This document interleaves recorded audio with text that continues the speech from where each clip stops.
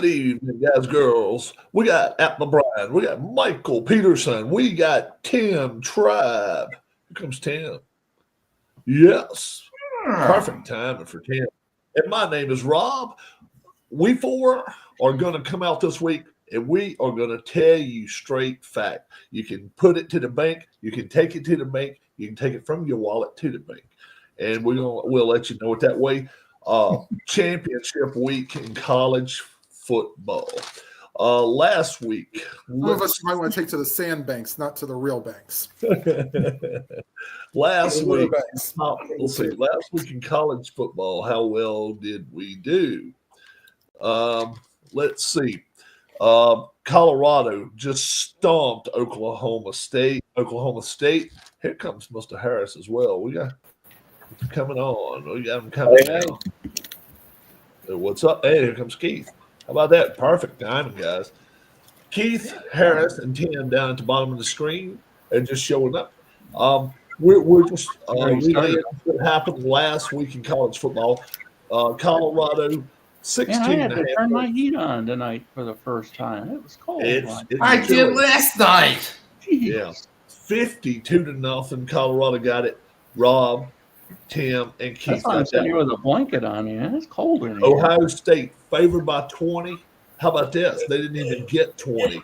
13-10. That's played a big under. Harris, Brian, Keith, and Mike all got that with Michigan pick.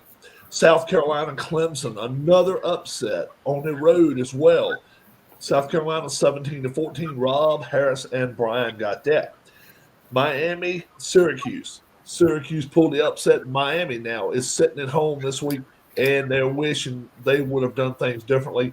They have no way into the playoff. They are eliminated. They are done. Auburn, Alabama, 2-touchdown win.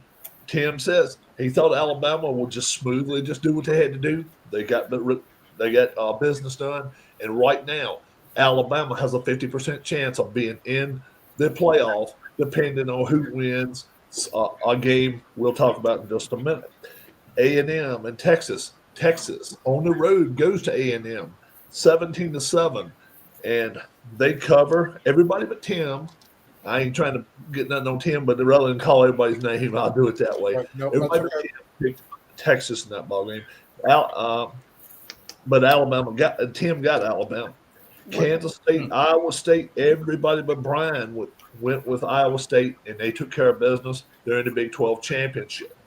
Houston, BYU took care of business there, and but they still were not able to make it into the Big 12 championship. Tim took Houston in that ball. In fact, you know what? Guess what? That was a push. It was a 12.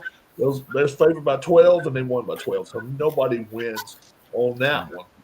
Now, the way the college football playoff is working is this. It's not very, very difficult at all. Looks like the Big 12 is getting screwed big time, if you ask me. But it doesn't happen that way if UNLV wins this game this weekend against Boise State. Huh? Yeah, that's a big F. Yeah, that's a big F. But let's say UNLV were to win against Boise State this week. The Big Ten champion would then get a bye. That's big. If not, if Boise State wins this weekend against UNLV, Boise State will be one of the 4 teams with a bye. The Big 12 will be the number 12 seed and being on the road the first week of the playoff.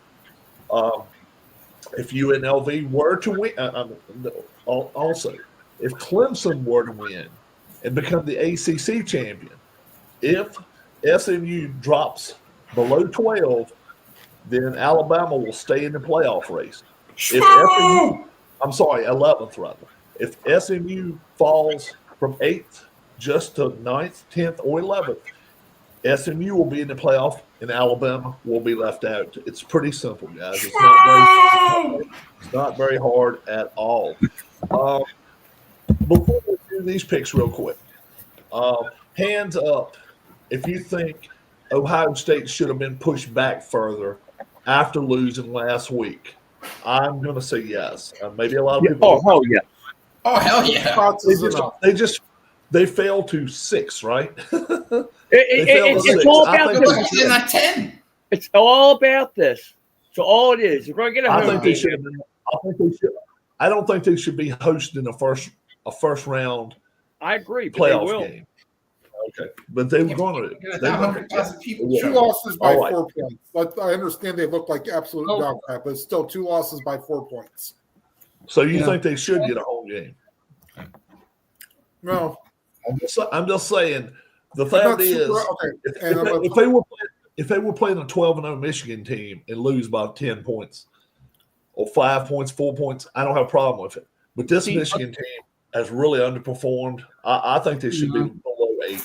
But see, along that same logic, though, if Ohio State should be lower than where they're at, Alabama shouldn't even be in it because Correct. they got beat by Vanderbilt and got beat bad by an Oklahoma team. well, the That is a problem, Bad Oklahoma team. when And you they get have 3 losses. well, the problem with 11 is this: you got 4 teams with 3 losses, and then they just decided which. I mean, I guess they could have went with any of them. I think Ole Miss probably should have been 11. That's my opinion. But I mean, it's we'll not see just what that. Okay, Michael, don't worry about Schmidt because the head of the picking committee was on yesterday, and they asked him 3 times. What about the teams that aren't in the top 12? Do they have a chance to get back in, depending on who loses? They asked him that 3 times, and he said he did not think so because they have no more data points for those teams. Oh, so he thinks if SMU loses, they're He out. thinks if SMU's no, he thinks if SMU loses, They it's lose, still they're in. out. I understand Well, they're that. still in. That I makes think And they're Alabama's out. That's what he. I agree. I think they're still in, but I think they're going to be a 10 or 11 and not get a home game. But that's No, not- they won't. okay, so let's start with Brian. We got Georgia against Texas at the Georgia Dome, the SEC championship. Texas is a 2.5-point favorite. First time around, Georgia wins this ball game. 48.5. If we're going to score a lot of points here, what do you think they're going? Well, the Georgia game and Georgia Tech game last week was a classic with those 8 overtimes. I watched that game; it was amazing. When they played before, yeah, Georgia won, but Texas was awful in the first half at Georgia in that game, and then Texas kind of got it together in the second half. So it's a revenge game for Texas for their only loss. They've got the best secondary in college football, so it's going to be hard for Carson Beck, I think. If Texas can protect Ewers from Georgia's defensive line, I think Texas is going to win. And I've got the score Texas 30 and Georgia's 27. 30-27 is an easy over there. And Brian will take Texas and the over. Michael, go for it, my friend. You know, this, if you want an honest opinion, which is I give you, I think this could be like in my head, this could be the 1-2 game. You know, this could be the national championship game because both teams are very good. Both teams are decent. I think, though, it is Georgia's going to have the home crowd with them the whole game. They're going to be. Woof. But I have the thing, Arch Manning. If anybody's related to Peyton Manning, they're going to win. Texas, 27. Georgia, 24. Overtime. 27-24. Mike likes Texas and the over. Tim. My rebuttal to that is out of Archie, Eli, and Peyton. How many times did they go to a national title game? I don't care. Peyton's got 2 Super Bowls. 0. Okay, we're talking in college. Okay, great. Yeah, they developed something past in college. We're only talking about what happened in college. I know, Tim. and that's why I was going to agree with you. Home field advantage goes to Georgia. Georgia. And Yeah. they'll have a lot of their crazies more than usual. And the fact that they only put up 17 against Texas A&M kind of worries me a little bit. So that way, I'm going to say Georgia 30, Texas 20. Oh, you think 30-20. Tim goes with Georgia and the over. Harris. I'm going to put Tim on the island at this point because I think both Brian and Michael looked at my sheet here. I'm going Texas 28-24. 28-24 is 52. Harris and the over. And the thing with Peyton Manning was the Tennessee won the national championship the year after he came out of it. I know. T. Martin, right? Wasn't it T. Martin? Yeah. Yeah. Go for it. Go for it. Keith. I like Texas in this game 31-20. What kind of score you like? The one I just said. 20. Huh? 31. The one I just said. 31-27. Is that what you said? 31-20. 31-20. Oh, okay. That's 51. That is Keith and the over with Texas. I'm like this. Georgia is at home. They've played the Dome many times the SEC championship. This is Texas' first SEC championship. I think this is going to be a low-scoring game. I'm the only one going with the under in this ball game. I'll 24-21. I'm taking Georgia to win this ball game. I'm going with the under. What was the over-under? 48.5. Yeah, I think that's a good number. Michael, Penn State. They're going to be playing Oregon. I think, is this in Indianapolis? Yeah. Yep. Yeah, it's at the Playing in Indianapolis, Oregon. Undefeated. Do what? So I think it's at the house of Peyton Manning built. Yeah. Yeah. No, the house that WrestleMania is going to be. Is that Lucas Oil Stadium or what? It used to be Lucas Oil Stadium? It used to be Lucas Yeah, Oil. it is Lucas Oil. Yeah, I think they change them every other year now. It depends on who I know, gets right? the $50 million. Put Same their name place on we the do side. the Oregon's NFL undefeated, draft. and they're only favored by 3 in this ball game. 49 Oregon's favored by 3, huh? 3. That's it. In Go for my head, it should be 33, but that's another story. Oregon. You looking at my paper again, man? Huh? Are you looking at my paper again? No. No.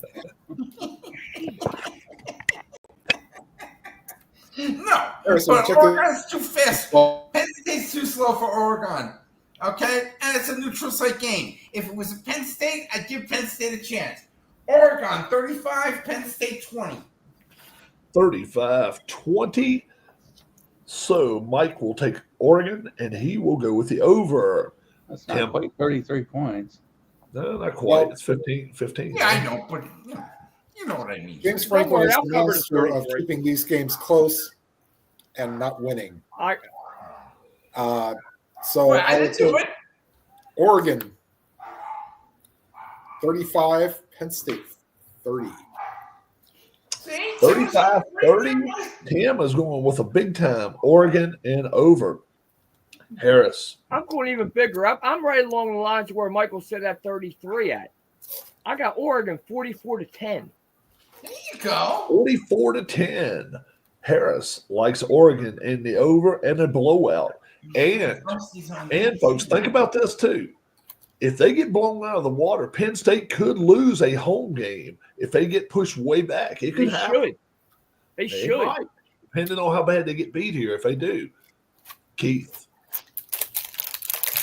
Big Ten championship games, it seems like in my memory, are usually blowouts, but this might be one of the closer ones. Well, 27-17 Oregon. 27-17. That is what? 44? So Keith is going with Oregon, and he's going with the under. He's going to take You the were going under. to say something, Tim? Yeah, last year's was a blow up. I think 2 years ago was closer, but Okay. you're right. There have been a few blowouts. I'm like this. Where's Penn State going to score? Where are they going to score from? I mean, come on. They've played lesser opponents than this year and still couldn't score. Oregon is the best team they've played to date. Oregon is not going to give up the number 1 overall seed, although they say if they lose in this ball game, they probably end up with if they get a 5, 6, or 7, they probably end up better off as far as an easy road to the playoffs, through the playoffs, but they wouldn't get to bye. That's the one thing. Yeah. Oregon can't afford to do that. 31-16, I might be nice to Penn State giving them 16. I don't think this is going to be a game. I think this is one, if you get a chance, flip it to the other channel. I'll take Oregon, and I will go under the total once more. Go for it, Brian. Well, Penn State's trying to win their first championship in 8 years. They don't have any big play wide receivers. And I think that's kind of a problem. They do have a good pass rush, but that could be negated by Oregon's running game. Now, Oregon's very balanced. They ran the ball for 222 yards last week. So I'm liking Oregon in this game, and I've got them winning 26-20. 26-20. That's 46. Brian will go with Oregon and the under. We'll go to Tim, and Tim is taking a break for a second, but that's all right. Here he is. Clemson, the Tigers. Everybody is pushing the Tigers this week. They're saying Clemson this, Clemson this, Clemson this. They were a 2-point favorite starting Monday. Now SMU is a 2.5-point favorite. This line is 4.5 points. So people, the big bettors are betting SMU in this ballgame. 2.5 points, 55 and a hook. Go for it, Tim. Problem is, I've not seen either of these two play. Clemson did better than I thought last week. Does Dabo have one left in him? I will say yes, he does. 28-24 Clemson. All right, 28-24 is 52, and it's 55.5. So Tim goes Clemson and the under. Harris. Clemson basically fell into this game with that Miami upset. Okay.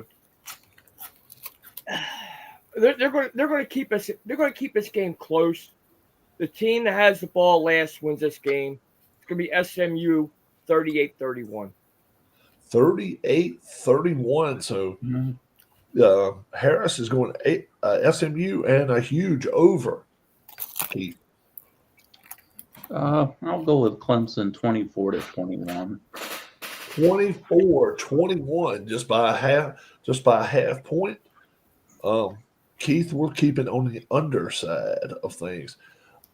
Look, I look at this game. I don't think SMU's played anybody. But I think everybody that Clemson has played, they've beat them. So I think they're pretty evenly matched here. I really do. I'm taking SMU in this ballgame. Maybe a little bit for hopes as well. I kind of hope they win this ballgame. 27-21, SMU wins, and I'll keep on the under track here. I'll go under. Brian.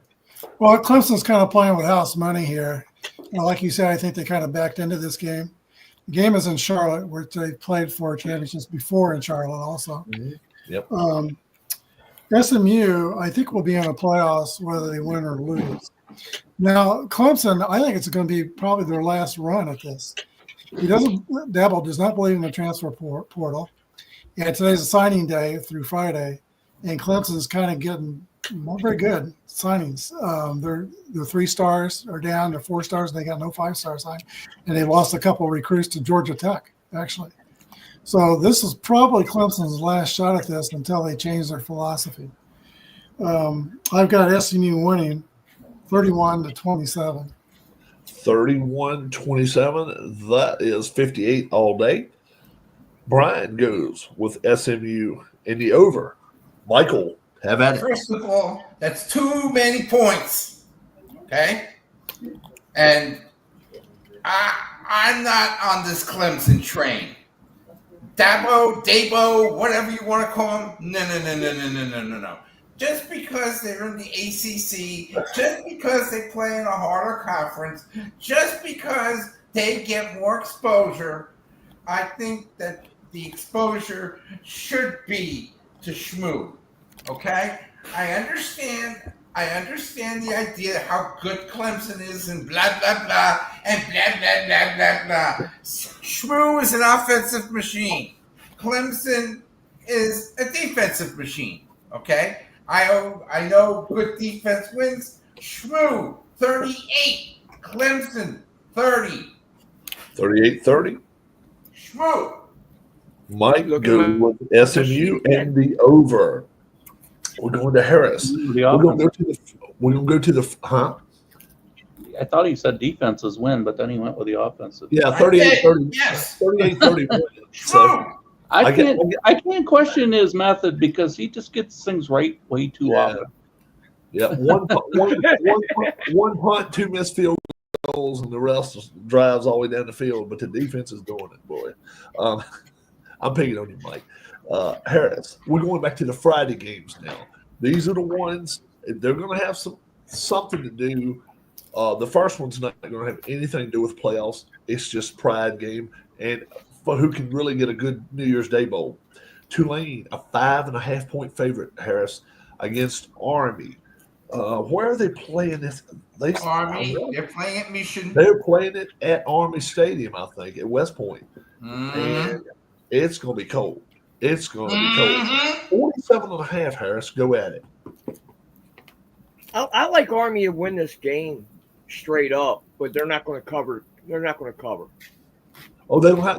Wait, they're there's a dog here, aren't They're they? the underdog. They're a dog. Whoa. Give me Army 24-23 in the upset. 24-23 is 47. 47 and a hook is a line. So Harris is getting it going here. He's got it going on there. He's got What, 47 now? Army and the under. Keith. I'll take Tulane 34-17. Oh crap. 34-17. That'll be 51. Keith will take Tulane and go with the over. I'm gonna keep the under going here right here. I really do think that Army, if they can drive the ball, they're not gonna drive three plays and 38 a minute and 10 seconds. They're gonna drive the ball 13 plays in 8 minutes. And I just don't see where you can get 47.5 points out of this game. I just don't see it. 23-21 Army straight up wins this ball game. I'd like to see it happen. I think it will happen. I'll go Army, and I will go with the under in this ball game. Brian. I think Tulane has played some better teams than Army has. I know Army played Notre Dame, but Tulane had a game against Kansas State. They nearly beat Kansas State. Mm-hmm. And they had Kansas State secondary very confused in the first half. And they got a good quarterback. They got a very good defensive line, which I think will stand up to Army's run game. So I'm picking Tulane over Army. I was really disappointed. I thought Army going into the Notre Dame game, because they have bigger players than Navy, thought they might give them a game. They did not give them a game at all. But I got Tulane winning 27-25 over Army. I'm a little concerned about Tulane going to a cold weather situation. But Tulane's got some solid people. 27-25. So you will take Army in the points, though, 27-25. Yeah. Army in the points. 5.5 points. I think Tulane wins. Okay. So we'll go Army and the over, though, over 47.5. Michael, have at it. Excuse my language. What an idiot! Anyway, Brian, you said the magic word. Cold. Cold. Where does Tulane play? Warm weather. Superdome. I love Tulane. I love the Green Wave. I do. But they're going up there. I just looked at the weather up there. They're talking snow up there tomorrow night in West Point. Okay? It's going to affect Tulane. I don't think a lot of points are going to be scored. Agreed. I think Army 24, Tulane 16. 24-16. Mike will go with Army, and he'll go with the under. And to close this one out, how about Tim? Go for it, my friend. What, you don't think that Tulane could simulate cold? Simulate. That's a different word. Cold is real. You know better than It's that. not that big a deal. Seriously, if Buffalo can put up 35 in a snowstorm, Oh, it'll be low scoring then. Fine, whatever. Tulane 21, Army 16. Oh, wow. Ooh, so he will take Army in the point too. 21-16, 5.5. Game time weather 22 degrees, 8-mile-an-hour winds, partly cloudy. So did, Mhm. did So we, Tim, did we And there'll split be on snow that on the one ground. 3-3, Brian? Straight up?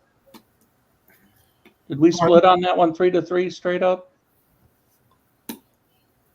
I Well, think went so. Army. I went Army. Mike went Army. Yeah, Keith- 3-3. Yes, Yeah, 3-3. we split that straight up. Yeah. Yeah. We did. Activity at So Newark. Tim, It can get cool in New Orleans. I know a couple times the Chiefs, Yeah. but when they play in the Super Bowl 4, it's 40 degrees when they play Super Bowl. Right. I'm in Alexandria, and it's pretty For the cold record, here, man. Tulane does hold the all-time record over them, 13-9-1. yeah. So But Tim and I went don't with forget, Army. Army's got one more game to play. Yes, they Before do. their bowl game. They got to play against the Navy this weekend. I mean next weekend, not this weekend. Yeah. So Tim takes Army and the under with the points. We go to Keith now. Keith, Where are you they and playing the game this year? The Army Navy game? Army Navy game, I think, is getting played in Next week. Yeah, it's not this week. I want to say it's somewhere in New York. No, It I may be in think- Naples, but it's not Philly. Philly It's does not not have. I thought it was Boston. It was New England I think last so. year. I think it's up north further. Northwest Stadium. Where's that? Is that Washington Stadium? That's I'm looking at Washington. it now. Yeah, Yes, that's that's Wethersfield. Washington. That's DC. Yeah, it's the old FedEx No, Field. the old RFK. I got you. Yeah. No, it's FedEx Field. FedEx Field. Whatever. I call it the old RFK. I'm Commander's sorry. home field. All right. So here we go. This is the one right here that really decides where everybody's going to line up in the college playoffs. Keith, UNLV traveling to Boise State. They're going to play this championship on a blue field. I have a problem with that. I'm sorry. I'll be the only one in here that does have a problem with it. But I'm No, sure I do. I don't like it either. I Ford- love it. Oh, you guys. 4.5 point favorites. Boise State is. It's very 58. bird unfriendly, isn't it? I don't mind playing it at home, but at blue field, I think you got to do something about that. Don't So they? you- Don't birds crash into it? Yeah, birds and Yeah. ducks and stuff crash down into it all the time. They still doing it. 4.5 point favorite of Boise, 58.5 is it? Is the over under, Keith? Well, it's really tough to pick against Boise State, especially for UNLV. I think will give them a decent game, but they're not going to beat them. I think it'll be 34-23.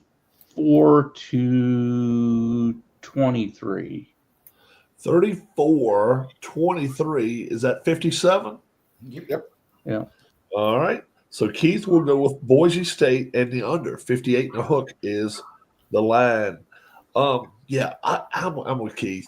To beat Boise State in Boise State, you better bring your lunch and somebody else's lunch too to beat them. I think it's going to be a good game. UNLV didn't show up the first time they played them. I think Yes, they did actually. Did they show up at home? It was 29-24.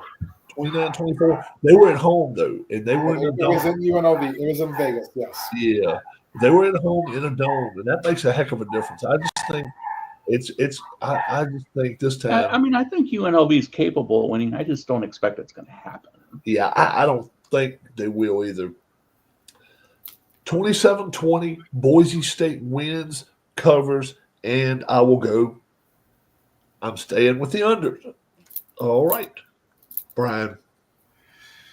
Okay. UNLV is coached by Barry Odoms. He used to be Missouri's coach. He favors defense, likes to run the ball. Boise State, though, has so much to play for. And Ashton Jennings has a lot to play for. He can put up another 200-yard game while Travis Hunter is not playing. So he's competing for a Heisman Trophy. And so he's going to be very motivated.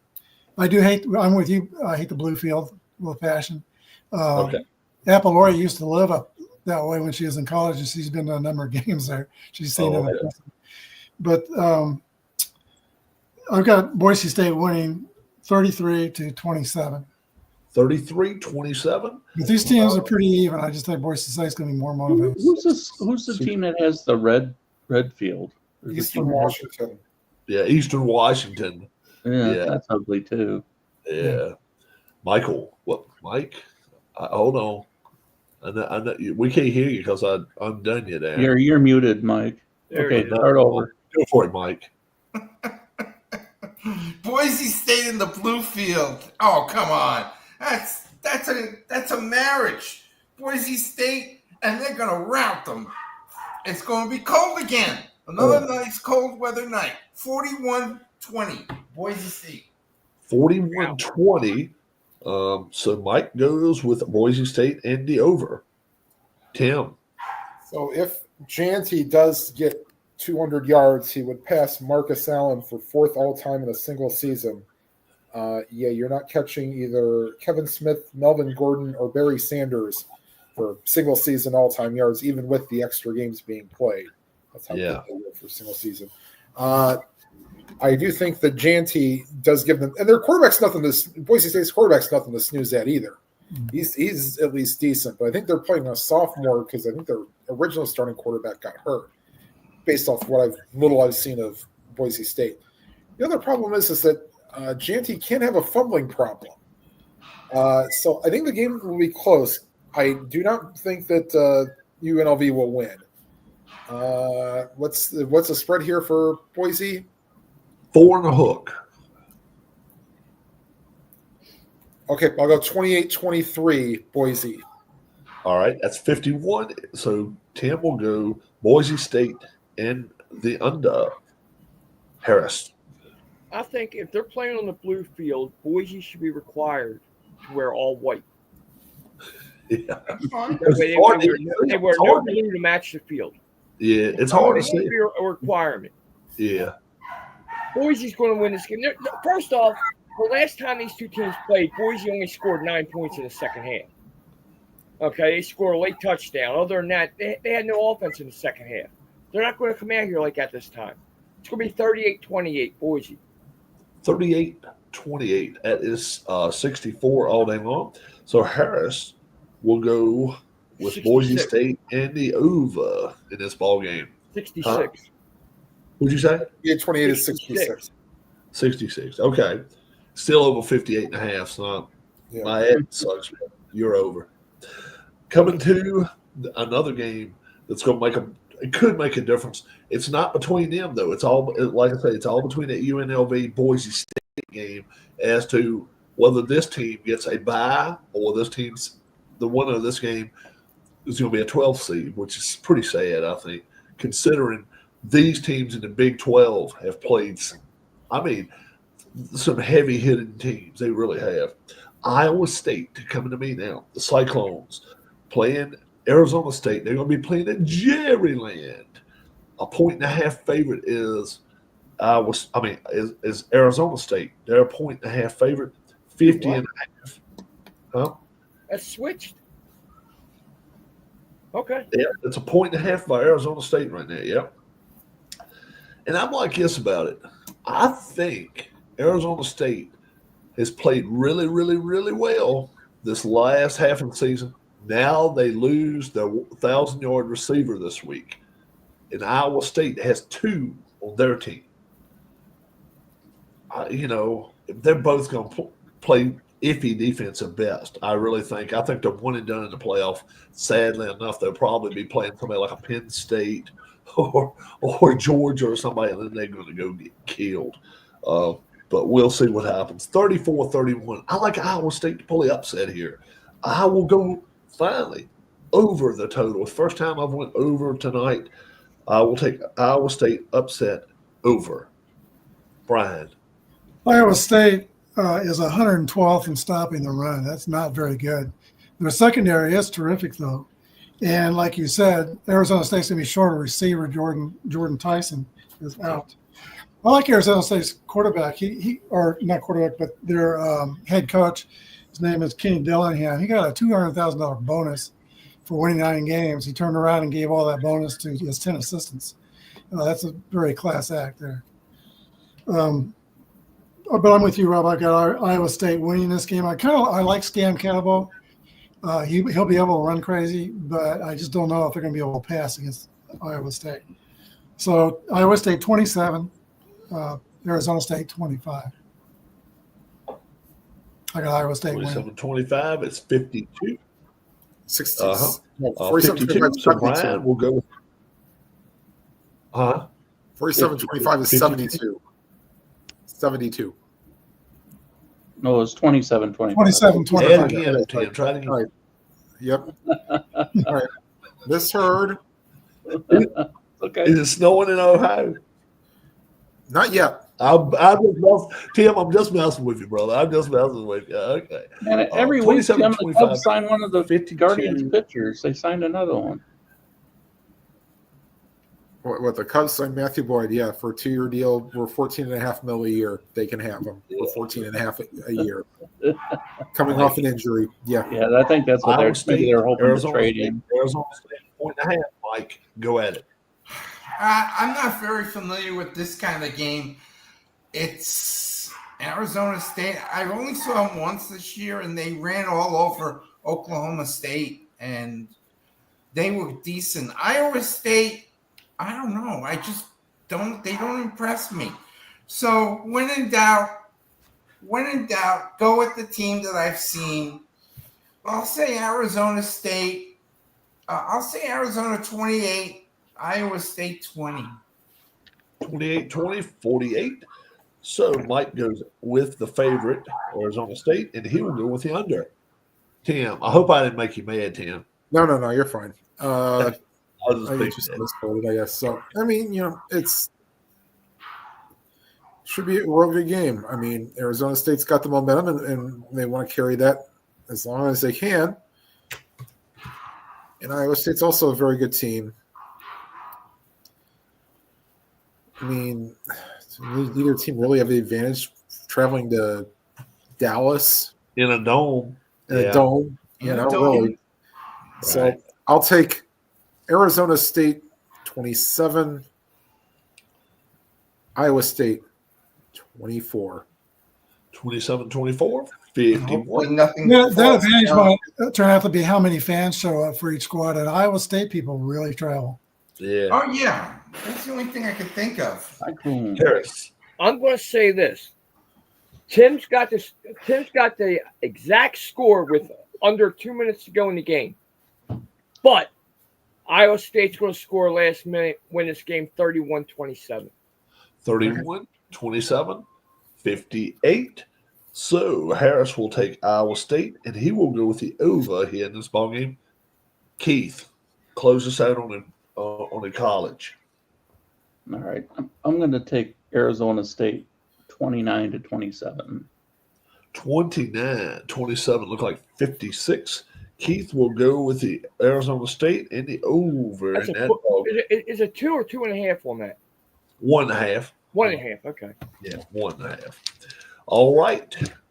We're getting away from Turkey Week, and we're going to the NFL, where last week, boys, oh boys, how about being proud of what's happened lately? Because I'll tell you what, picks against the spread. Keith got 8 right. Rob got 9 right.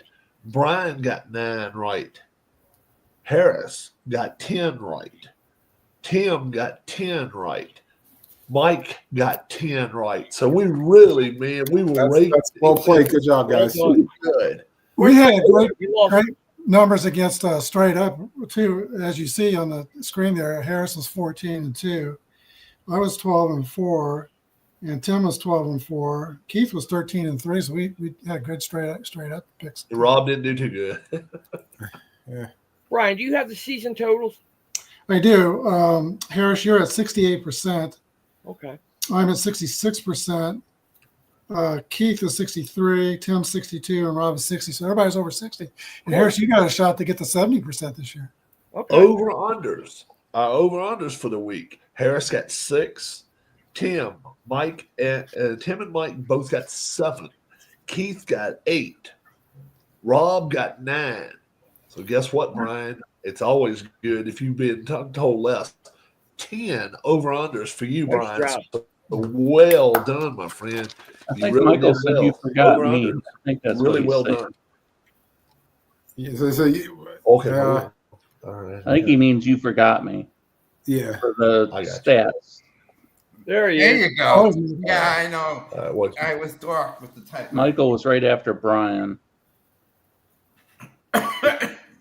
And then we'll be below Michael. Yeah. I heard that. And Tim was in front of That's me. good. Brian, what did you say, Tim? One more Tim, again. you were One 13 more? and 3? No. Wow. There we go. There we go. You were 13 Oh, and 3 straight okay. up. Yeah. So we're going to go this Thursday night. I think this may be the best Thursday night game we've had so far. Now, if you got your favorites and you like somebody else, that's fine. But I think this could be the Thursday night game of the year. I'm going to start with Tim just for the hell of it because I don't have no other reason why. Why not? Okay. It's Tim, fine. the Packers going to Detroit, a Silverdome, Pontiac Silverdome, and whatever the hell they call it now. Ford Field. No, Ford Field. Lions of Ford Field. So they went from Pontiac to Ford. That makes sense, Oh. especially something like Pontiac. It's a different stadium. Huh? It's a different stadium. Well, that's a damn Yeah, good but they're reason. talking about car brands. Yeah. Especially if you move. Well, technically, go ahead. Lions are 3.5-point favorites, Tim. 56 and a hook. Have at it. But the state Silverdome was in Pontiac. Yeah, That right. was- That's Yeah. the reason. Yeah, it's not based on car brands, it's based off the city it was in. Oh, okay. But still, it's a fun thing that hey, play it up. Okay, yep. Anyway,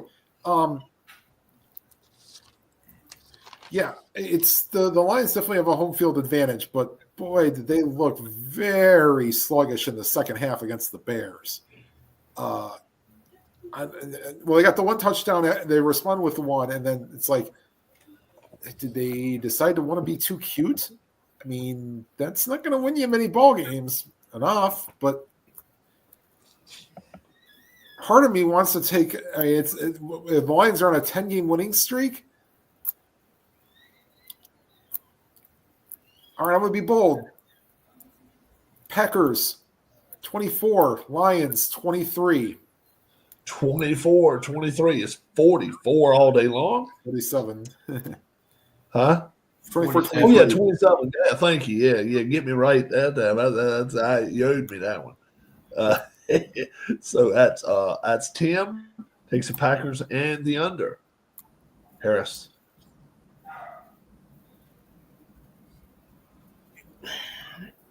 This game also has a shot at being one of the worst Thursday night games of the year. Okay, I just don't know why. I just got that feeling Detroit's going to come out. They're going to manhandle Green Bay. They're going to win this game by 28 going away, 38-10. 38-10. That's 48. That's still under the total. So Harris will take Lions and under. Keith. If I'm not mistaken, this is the game and the site of the game last year where Jordan Love kind of turned his season around, and then they finished very strong after that. It was probably a little earlier in the year, but I think that's the case. I think the Lions will win. I think it'll be a decent game. Detroit 27. 3.5 Lions. Huh? 27-23. I'll go with Detroit. 27-23. So you'll take the Lions. That's 50 points and just go under the total. All right. Yeah, look.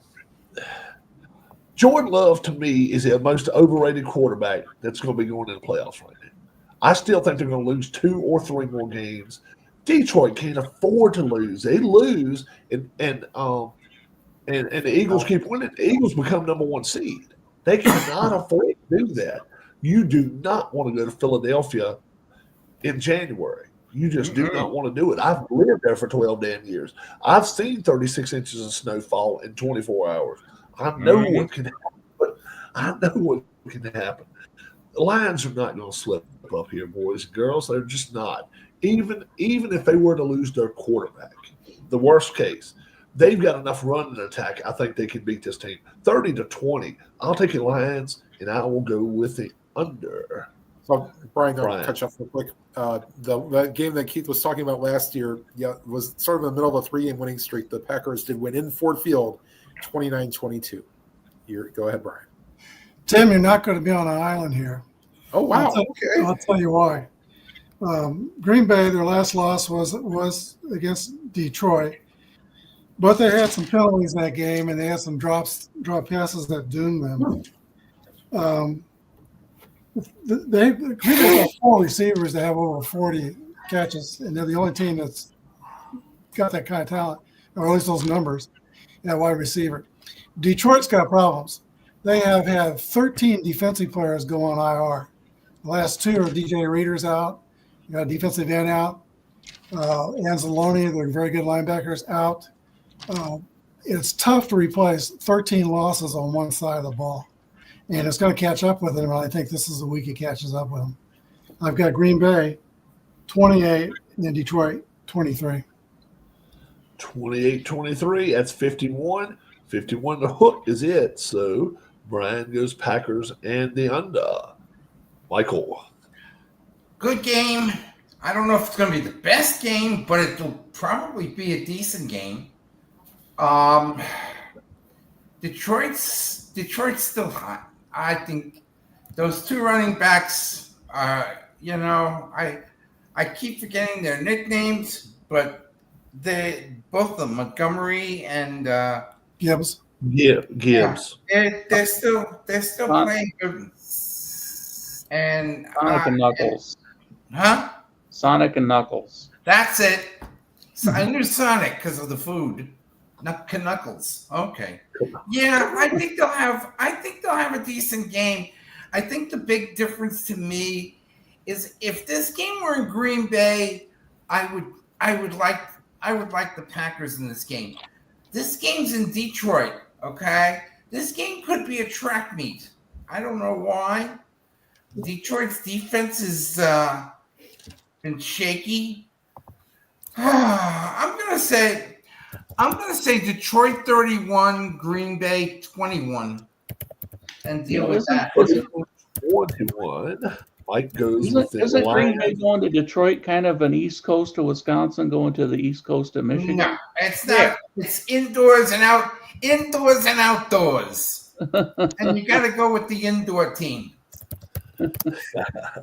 We're going to Sunday now. How about this one? A rematch of only 2 weeks ago. These 2 teams played in Week 12, and the Browns came out on top of the Steelers. This time the Browns go to visit the Steelers. Steelers last time were 5-point favorites. Now they're 6.5-point favorites at home, and they lost 41 the hook. Harris. Yeah, they'll win. The Steelers will win this game. They're not going to cover. For some reason, Cleveland just stays with them. They got their number. I guess it's at AFC North camaraderie there. Let's go Steelers 24-20. Steelers 20. So you'll take the Browns and the points. Yes. Okay. Steelers win the game. Browns cover. All right. So Harris goes to the Browns, and he's going to go over the 41 the hook. Keith. Yeah, I don't know if I like the matchup of the Cleveland quarterback against this Pittsburgh defense with the turnovers and what that could turn into. Could be kind of something that could snowball out of control. I'm going to go with Pittsburgh in this game. 33-17. Oh, easily 33. That is 50 points. Keith will go with the Steelers and the over. Yeah, I'm seeing that this weekend could be messy up there. It could be, and also it's going to be pretty windy. I don't think a lot of passing. I don't think either team will throw for 150 yards here. Russell Wilson is going to have to really, really come out, play well, and I think you're going to see a little more Justin Fields this week. I think he'll run for as much as 40 or 50 yards. That being said, 41 the hook, I'm not touching those points. It's going to be way less. 17-9. Steelers win this ball game in a really messy field is what I think happens. So I'll go Steelers and under. Brian. Well, last week, as they were saying on the media, we got the full Jameis Winston experience. You know, the three touchdown passes, 3 interceptions. I love listening to him talk. He's quite a personality. Mhm. Believe it or not, Russell Wilson leads the NFL in 30 completions, 20 plus yards. That leads the NFL. He's got 400 plus yards last week. he's got this moon ball that's just lets his receiver run to the ball. But with a windy day like that, I agree with you. They're going to have to run the ball more, and we might see a little bit of Fields. I've got also going under the total, 21-14, Pittsburgh winning. 21-14. That is 35. So Brian goes Steelers in the under, just barely the Steelers. For the record, Russell Wilson is my starting quarterback on my fantasy team. Oh, is he? Oh, okay. He needs to rush for a couple of touchdowns for you this week. This week he does.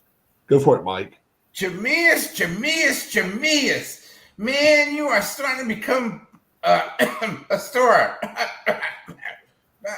But it's going to be cold in Pittsburgh. It's going to be cold everywhere. Do you count 40 It'll be 70 mid degrees 40s here in the cold in Metroplex. December? Well, is it supposed to be mid-40s? Yes. Yeah, Really? It's going to be Yeah, cold up there. Okay. I figured 25 for a high. You know, and I always keep saying this. This is December. It's cold weather. It's an AFC North division. These two teams hate each other. Hate is the right word for these two teams.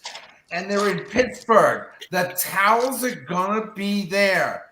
The problem is going to be that the Steelers are going to win this game. It's going to be close. Pittsburgh, 21.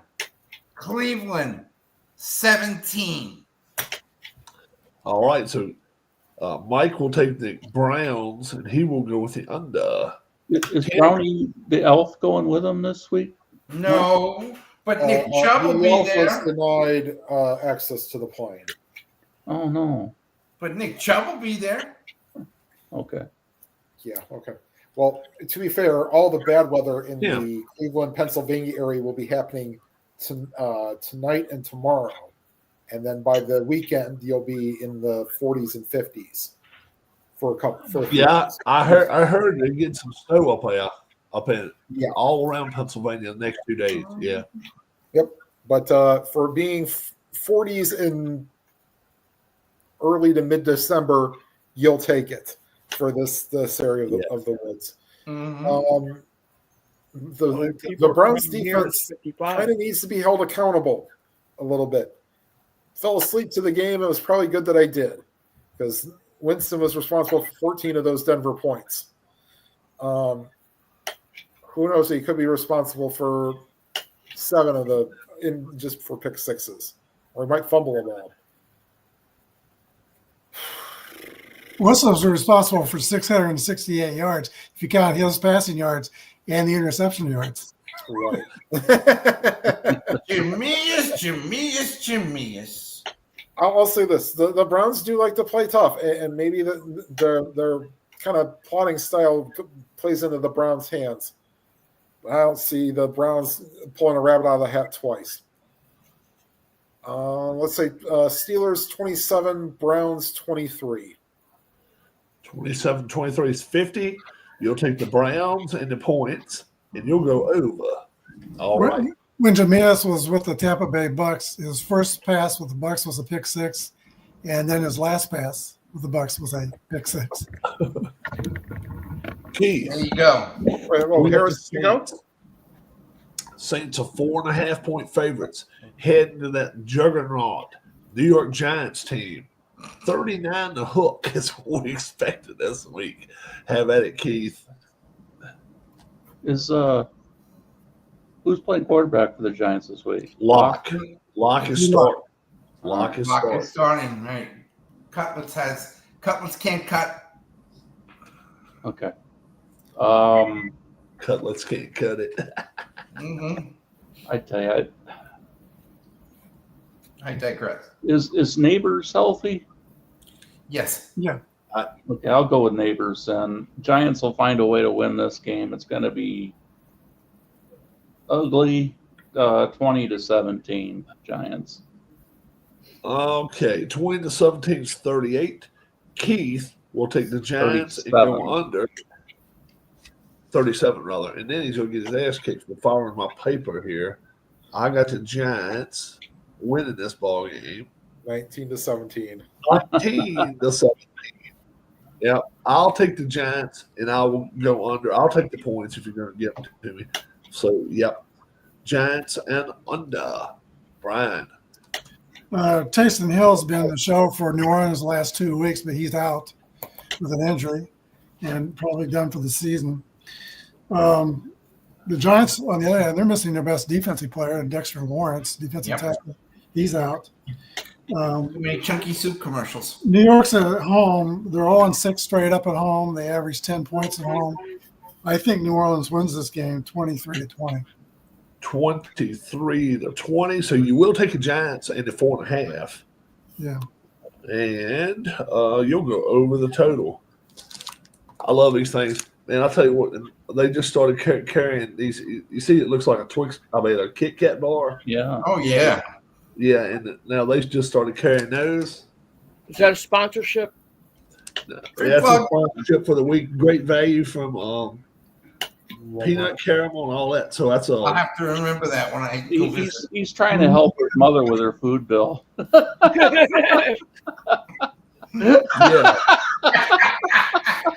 That's a private joke. My mom gets groceries. Now you do remember my dad passed away and nobody else lives with him. We She's go to still buying Walmart. for 2. Huh? She's still buying for 2. Oh no, she's buying for 16. Her food bill is higher than mine and Darlene's. That ain't no lie. I'm just. And then what a son to tell the clerk there that your mom's crazy. And then Clark does like this. I gotta agree with you, Rob. Agrees with you, yeah. Since everybody started moving out here, it's like my sister buys more food. It's crazy stuff, man. All right, hey, Mike. Yeah. Saints and Giants, man. Tell us about it. Oh, tell me about it. It's going to be another. It's probably one of the 2 or 3 games this week that have 0, and I mean 0 playoff implications. With draft pick implications. 0. Draft pick implications. Draft pick. We're number 1 right now, so don't worry about it. I don't know. Kabara. It's the Saints and Giants always play these weird games in New York. Again, the cold weather takes effect. I'm going to go with the Giants 20-16. 20-16. That's a 34 all day long. So Mike goes with the Giants, and he will go with the under. It's 36, but it's still the under. 36. Yeah, my math is really going wrong. Maybe those wafers are doing something to you. Yeah, that's my first bite. I'll try a second one. I see. Okay, so what's the over-under in this game? 39. And I'm hooked. Giants 24, Saints 20. Okay. All right. Harris. We're still number 1. I got Saints 24-23. 24-23, so you'll take the Giants and the points. Unfortunately. Go with the over. Tim went with the over as well. Coming to me now, game of the week. The New York Fighting Jets head on to the Fighting Fish of Dolphinville. Dolphins are 6.5-point favorites, 45. And I'm going to tell you right now,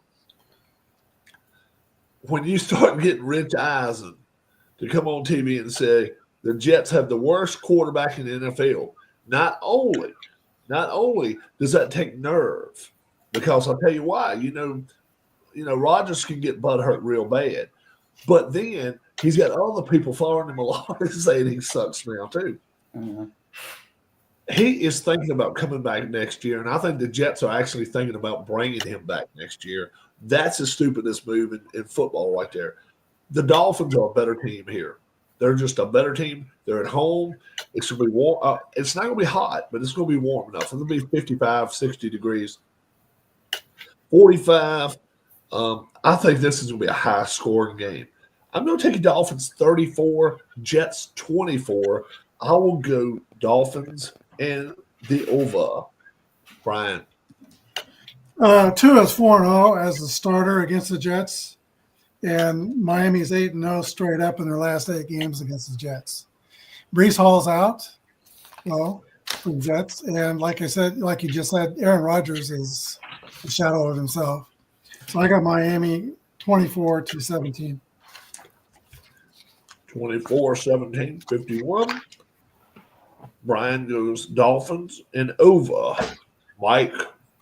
Oh, wretches. I'll say it. The worst quarterback in the NFL. Worse than Drew Lock. All right? Big, bad crybaby. And now the Jets fans and the rest of the NFL has learned that. He wants Adams. He gets him. What does he do? Nothing. He wants his own coach. What do? He gets fired. He wants his own GM. What happens to him? He's gone. Oh, he ain't got no girl. He ain't got no typhus. And he definitely ain't got no driver's license. Miami, 41, Jets. And I'm gonna be grateful to him. I'm gonna give him 17 points. 41-17. Mike goes Dolphins and the over. Tim. And now for my impersonation of the New York Jets. Dumpster fire. There you go. Dumpster fire. Yes, the like complete dumpster fire.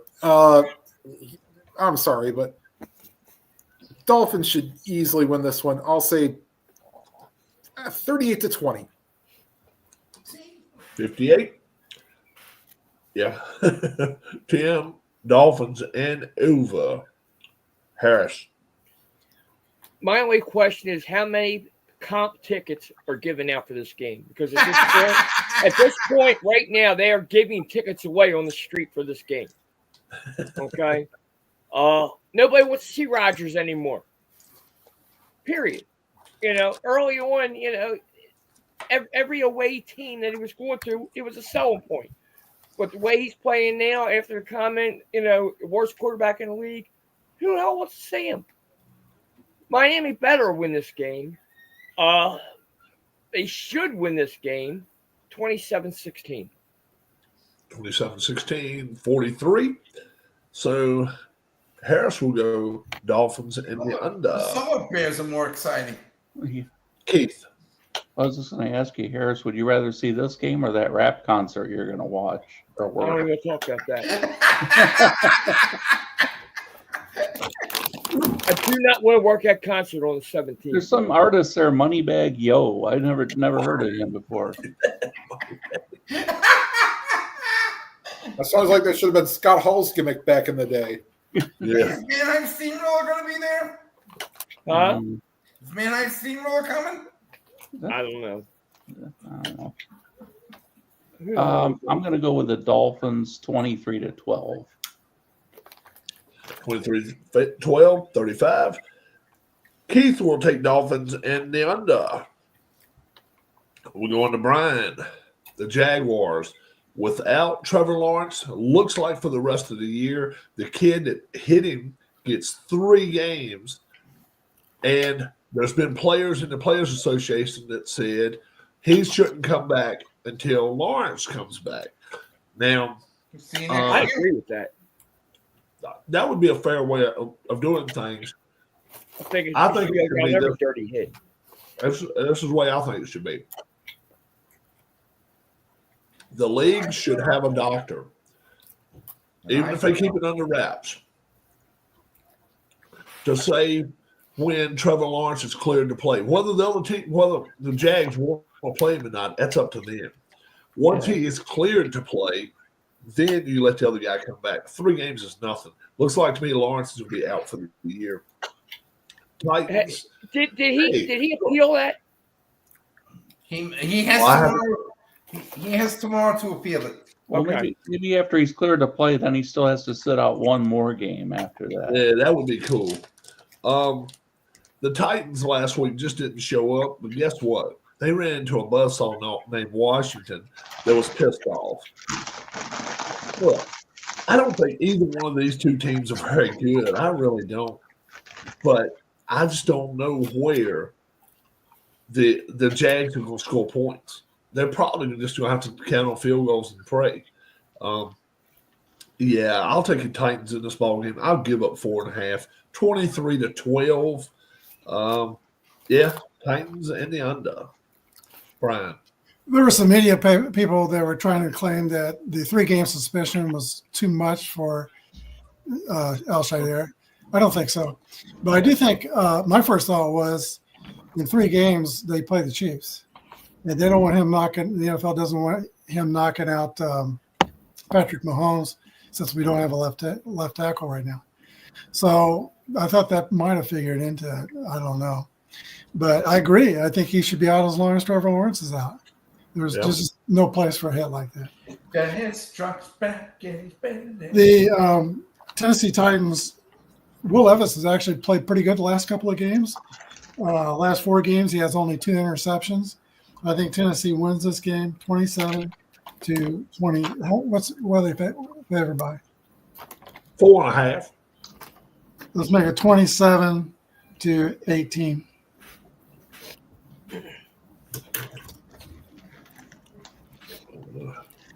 $45.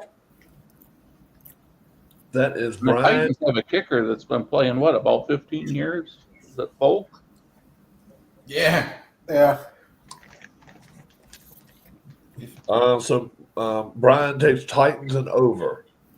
Mike. Who's the backup? Mac Jones. For Mac Jacksonville. Jones? You mean that guy from Alabama? Yeah, your favorite backup quarterback, Michael. Chris No, Jericho. my favorite backup quarterback is Zappy. Chris Jericho's the backup quarterback. He's only the Zappy just got released, I think, again. Yeah, he's not even in the league anymore. I know. That's all right. I'll find a new favorite. I gotta find something. But this game, oh my God. Oh, another one. Oh, which is worse? Jets Saints, Titans Jaguars. Jets Saints. Thank God I got the Red Zone. Sorry for those people in Nashville and Jacksonville that have to deal with watching this game. Mike, raise your hand back up. Raise your hand back up, your left hand. Yeah, you're flipping us off. I don't know. Jacksonville's battling for number 1. I say we're number 1 in the draft, but the Titans should win 24-20. 24-20. That's actually over. So yeah. And you'll take the Jags into points, 4.5. All righty, we can do that. Yeah. So Mike takes Jags, and he'll go over. Cam. I have a feeling the only way that the Jaguars are going to score is if the Titans give them a short field.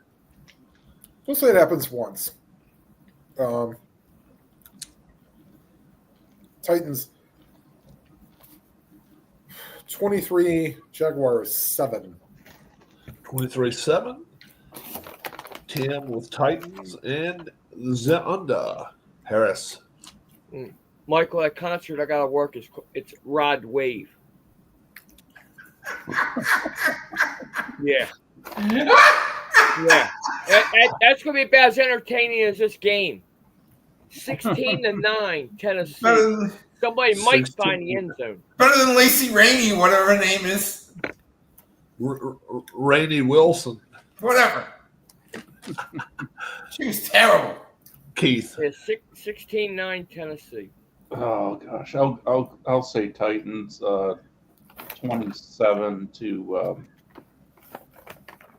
13. 40.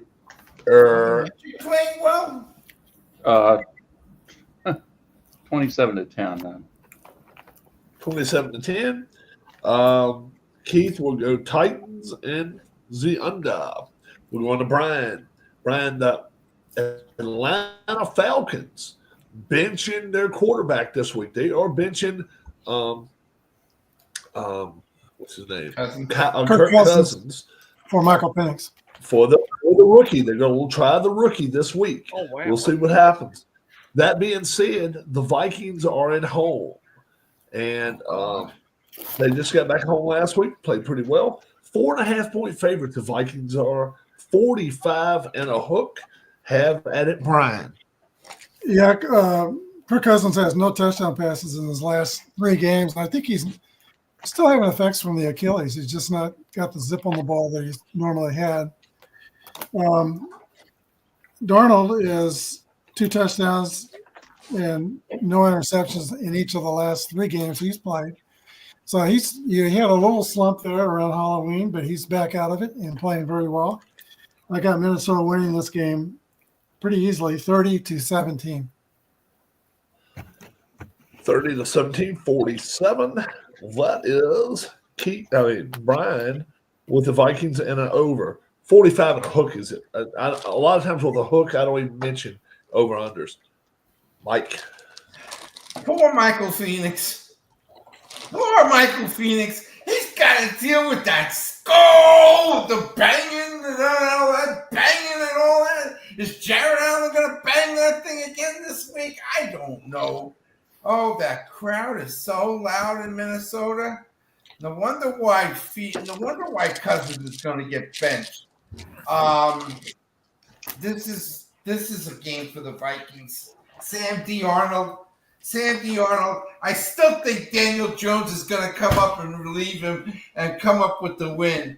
But either way, the Vikings will win 33-18. 33. 18-51. Mike, Vikings and over. All the way over to Tim. Michael, are you sure you haven't been following ID Jester? Because your Sam D. Arnold and his Mark Gubaza. Gubaza. I know, but he calls him Gubaza. Gubaza, yeah. Oh, my He was one of my favorite pitchers with the Royals. He really was. Yeah.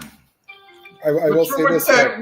With quick D. fact. Arnold. That's his name. Sam Darnold, isn't it? Who was that linebacker you used to call or defensive back? He had a name for too, and that was funny. I forgot. I'll have to think of it. Quick fact before we get to the game: Mark Gubaza and I share a birthday. Hey, there you go. So, Was he in the World Series? He wasn't in the league in '85, I don't believe. No, I don't think so either. Okay. So anyway, back to this game. Gosh, you even took me off the who was playing. Minnesota. Okay, yeah, Minnesota. Falcons, Vikings. Yeah, Falcons, Vikings. The problem is that you're going to throw a rookie against that defense. Yeah. Okay. Vikings 27. Falcons 19. 27-19, 46. Tim said that half point I'll take and take advantage of it. He's going over the 45.5. Harris. There's a couple things still to look at in this game. Atlanta, believe it or not, is still top of their division. I know. Even though they're 6-6. Right now, they are a playoff team. How? I don't know. Bad division. Minnesota, on the other hand, still has a shot at the 1 seed. An outside shot, but they're still playing for that. That being said, Minnesota's going to win this game 33-21. 33-21, 54. And Harris likes the Vikings and the over. Keith. Yeah, among the 6 of us, I don't know if there's a bigger believer in Michael Penix than me. Having said that, I don't like this being his first start of his career. A team that's hungry, a team that's having a good season, a team that's home. A team and a that's team with a loud. decent defense. Atlanta, I think, will have their problems and be limited to probably about 13 points. And I'll give Minnesota 24. So 24-13 Vikings. That will be Minnesota and the under. Would you say 24-13? Mm-hmm. Yep. 24 to 10. 24-10. I like a Viking in this ball game. I'm going under the total too. I think Atlanta has a defense. They do that, but they going against. There's too many odds against them in this ball game. Being Minnesota back home, I'm with you. I'll take Minnesota 24 to 10. We go to Mike. Mike, the Carolina Panthers, who almost pulled an upset last week. That would have been for the Eagles. Yeah. But they get to go to Philadelphia this week. Oh, Lord. This is the highest point total of the week. 13-point favorites are the Eagles, 45 and a hook. Mike, have at it. Eagles are pissed off. They're a pissed off team. They have probably more to play for than anybody. They want to keep their number one seed. They're home. They got the crowd behind them. It's going to be cold for those Carolina Panthers. Eagles 31, Carolina 3. 31-3. That's Eagles and the under. 3. Damn. As good as that. Wait, what did you say the score was? 31-3. 31-3. No! Wait a minute. There was 38-3. That's all right. I'm doing this just by reading. Well, the issue that I have is that, yes, Bryce Young has gained a little confidence. But I don't think that them scoring single digits, nah, will be much more than that. I say the Eagles win this one 30-13. 43, just under the total. 10. Go for it, Harris. I was originally going to go with a shutout here. I gave benefit of the doubt of an early field goal. So 38-3 Eagles. 38-3. Harris will go with the Eagles and the under.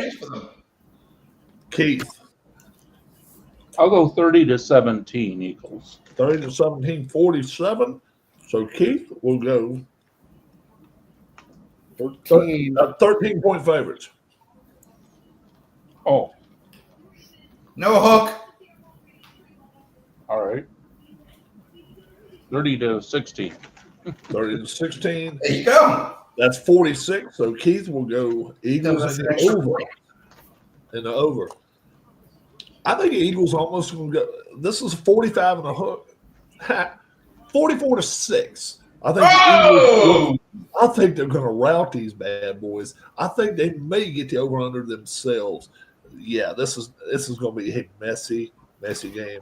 So one of the few games I'm going to go over with. Brian. I'm going to be on a little bit of an island here. Carolina has been competitive, downright competitive, their last 4 games. They lost those games, but only by a total of 8 points, playing some good competition. So I think they're going to sort of play with Philadelphia. Dallas Goedert, tight end, is out for Philadelphia. But Philadelphia is playing well. They've had just 3 turnovers last 8 games. I've got I think Carolina's going to cover it, but I got Philadelphia winning 27-15. 27-15. So you get the Panthers. Yeah. So you'll take the Panthers 27-15, 42. Eagles win, the Panthers cover. All right. But you do think Eagles win this game. Yeah. All right. Yeah, she We go to Tim. The Las Vegas, the LV Raiders going to Tampa Bay. This is a replay of a Super Bowl. Buccaneers are 7-point favorites in this ballgame. 44 and our hook. 10. Only 7. Okay, I guess they must have saw their struggles against Carolina. I'm not saying that the Raiders are the cure for every ill, but I Bucks 27, LVR 12. 27-12, 39. 10 goes with Bucks and under. Harris. Tampa Bay can take the division lead with a win this week, even though they're sitting 6-6 in the division. Let's go Tampa Bay 33-21. 33-21, 54. So Harris goes Bucks, and he'll go. Somebody has some radio or TV noise in the background. Oh, I do. I'm sorry. I got the Christmas tree on. Yeah. Sorry, Brian. Keith. Tampa Bay escaped this last week with a win in overtime, There. and a fumble really helped them have a chance. Sorry, Brian. The Raiders, their opponent survived last week on Friday in a close game. O'Connell, I think, is a better quarterback than what they've had playing pretty much all year. I'm going to go ahead and say that this is a game the Raiders have a chance to win, but they're on the road a second week in a row, and Tampa's at home. Buccaneers will win, even though I don't think it's a guarantee. I'll say 24-20. 20. Is that, hey, Keith? Yeah. It's actually 3 out of the last 4 weeks they've been on the road, too. For the Raiders. Okay. Yeah, so they've really not been given any favors. Would you say again? 24-20. 24-20. So you'll take the Raiders and just go under the total for the hook. Look, I'm just like this. I think the Buccaneers are the better team. They're at home. There's still a lot of mess and stuff down in Tampa around the area and stuff. And I think they're still trying to play for a little bit of pride or home pride from down in that area. I wouldn't want to play them now. Bucks is 7-point favorite. I think they take care of business. 29-17, which is 46. So I'm going over the total here. I'm going to go over. I'll take the Bucks and over. Right. I'm with you, Rob. I think the Bucks are playing 500 football, and there's a lot of pressure on Baker Mayfield, but he sometimes plays better under pressure. So I'm taking Tampa Bay in this game. If you watch this game, take a good look at Brock Bowers. He is the best tight end going. Oh, he has been amazing. I know. The numbers support that also. Absolutely. When he was a freshman, they started talking about him as a freshman at Georgia, and he was hurt a lot in college. But I watched him in a couple of college games in his early career, and I thought, I just don't see it. Well, I see it now. You can't cover that guy. He is No, he killed the Chiefs on Friday. He did, and he will kill Tampa Bay too. I think Tampa Bay is going to win. Tampa Bay 28-15. 28-15, 43. So Brian will take the Bucks and the under. Michael. You feel sorry for the Raiders because they've played 3 out of their last 4 on the road. And I'm thinking Antonio Pierce is playing for his job right now. And then you got O'Connell. O'Connell sounds like a freaking Irish ale drink. I'm sorry to say that. I don't think he's that good. And who said it before? Mayfield thrives under the pressure. All he's got to worry about is that Crosby doesn't get a hold of him. And if he doesn't, if Crosby doesn't get a hold of him, I think Mayfield could have a field day with his receivers, with Evans and with what's his name, Godwin, whatever. But don't forget about Bucky. Tampa, 28. The Raiders, 20. Bucky might be question. Bucky Irvin You was might be breaking question. up right there. So 28-20. 28-20. You was Tampa Bay. 28-20. That's 48. Bucky. So that is Tampa. Mike takes Tampa and the over. All right. We go into the Seahawks with Harris here.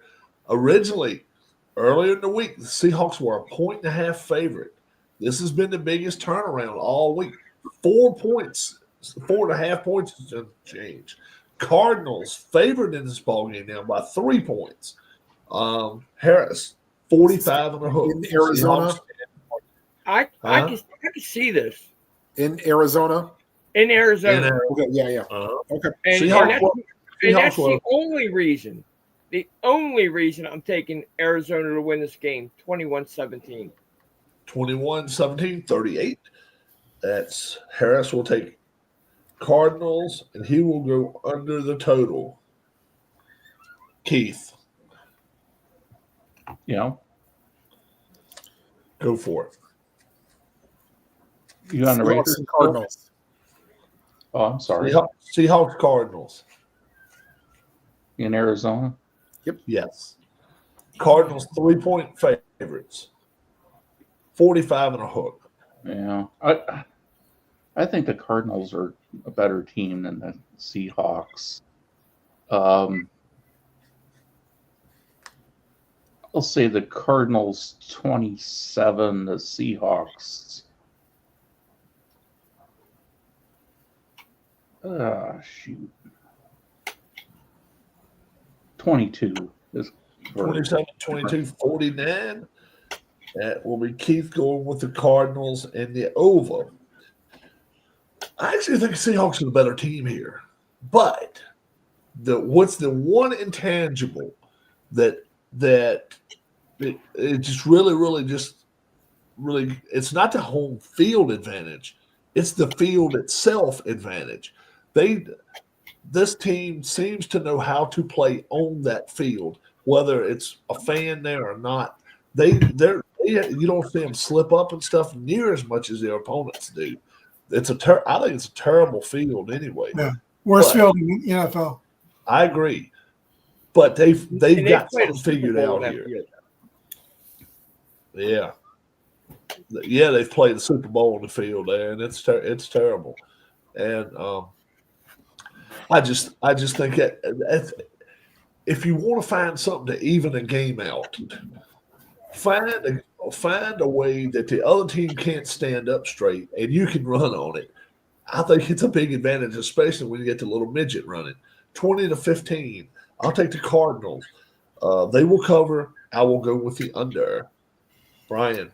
Yeah, that field really set back our kicker's career a few years ago. Our first game was in Arizona, and he slipped on the terrible turf, injured himself.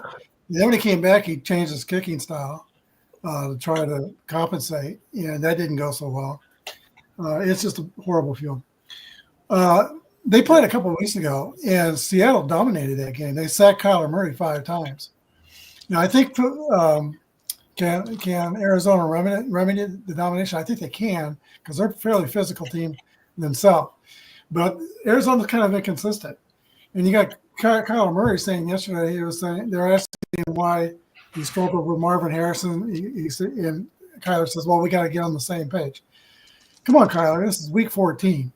You should have gotten on the same page already. A long time ago, yeah. Yeah, a long time ago. He's a possession type receiver. He's open when he doesn't look like he's open. You need to figure that out. I think Seattle's going to win this game 21-20. It's going to be a close game. 21-20. That will be Brian. We're going with the under. Yeah, I didn't realize Cardinals have lost their last 2 games. Yeah. Michael. Seattle got away with one last week.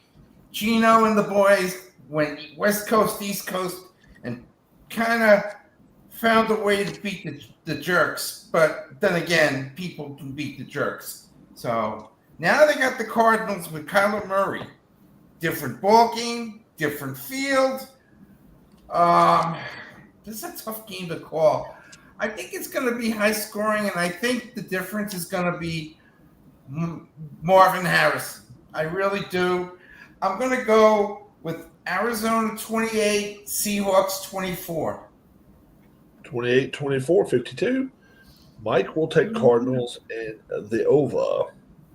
Tim. Yeah. This is hard to call. I mean, definitely the Cardinals play very well at home. And again, so did the Falcons, and they lost last week at home as well. Maybe this is one that Seattle – everybody except the 49ers are even, right, in that division? I think so, yeah. Okay, so I think this is a time where maybe Seattle might want to try to save themselves here. I don't think that Arizona's fully ready yet. It will be a very close game. Seattle 24, Arizona 21. Possible overtime. 45. Tim just goes by that half point on the underside. Yeah, just for the record, that division, Seattle is 7-5. Cardinals and Rams are 6-6. So they can kind of distance themselves if they win this week. Yeah. Right. Yeah. All right. We go to who? We go to Keith. Yeah, we go to Keith. Hitting home here with you, Keith. The Chicago Bears. They're heading out west to play the 49ers. 49ers with all these injuries, with all the problems they got. McCaffrey's out for the year. Still favored by 4 points in this ball game. The Niners are 45 and a hook. Go for it, Keith. Oh, gee, thanks. Yeah, this is a team that's just fired their coach with a rookie quarterback that I think has been playing better. Just his offensive line is not real reliable. And it seems like penalties have been a problem as well for them. But the way that the Bears have been just losing too many weird games. So if they're in it late, I kind of have a feeling they're going to win one of them. But San Francisco coming back home, Bears with a new coach, I don't know how that's going to work out right away. I just think I'll go with the home team here, 23-20, San Francisco. 23-20. So you actually go with the Bears with the 4 points. So 23-20, that will be Bears and the under. That is Keith. And Keith's been stealing my paper again. Did I? What'd you get? Oh, by 1 point. 23-21.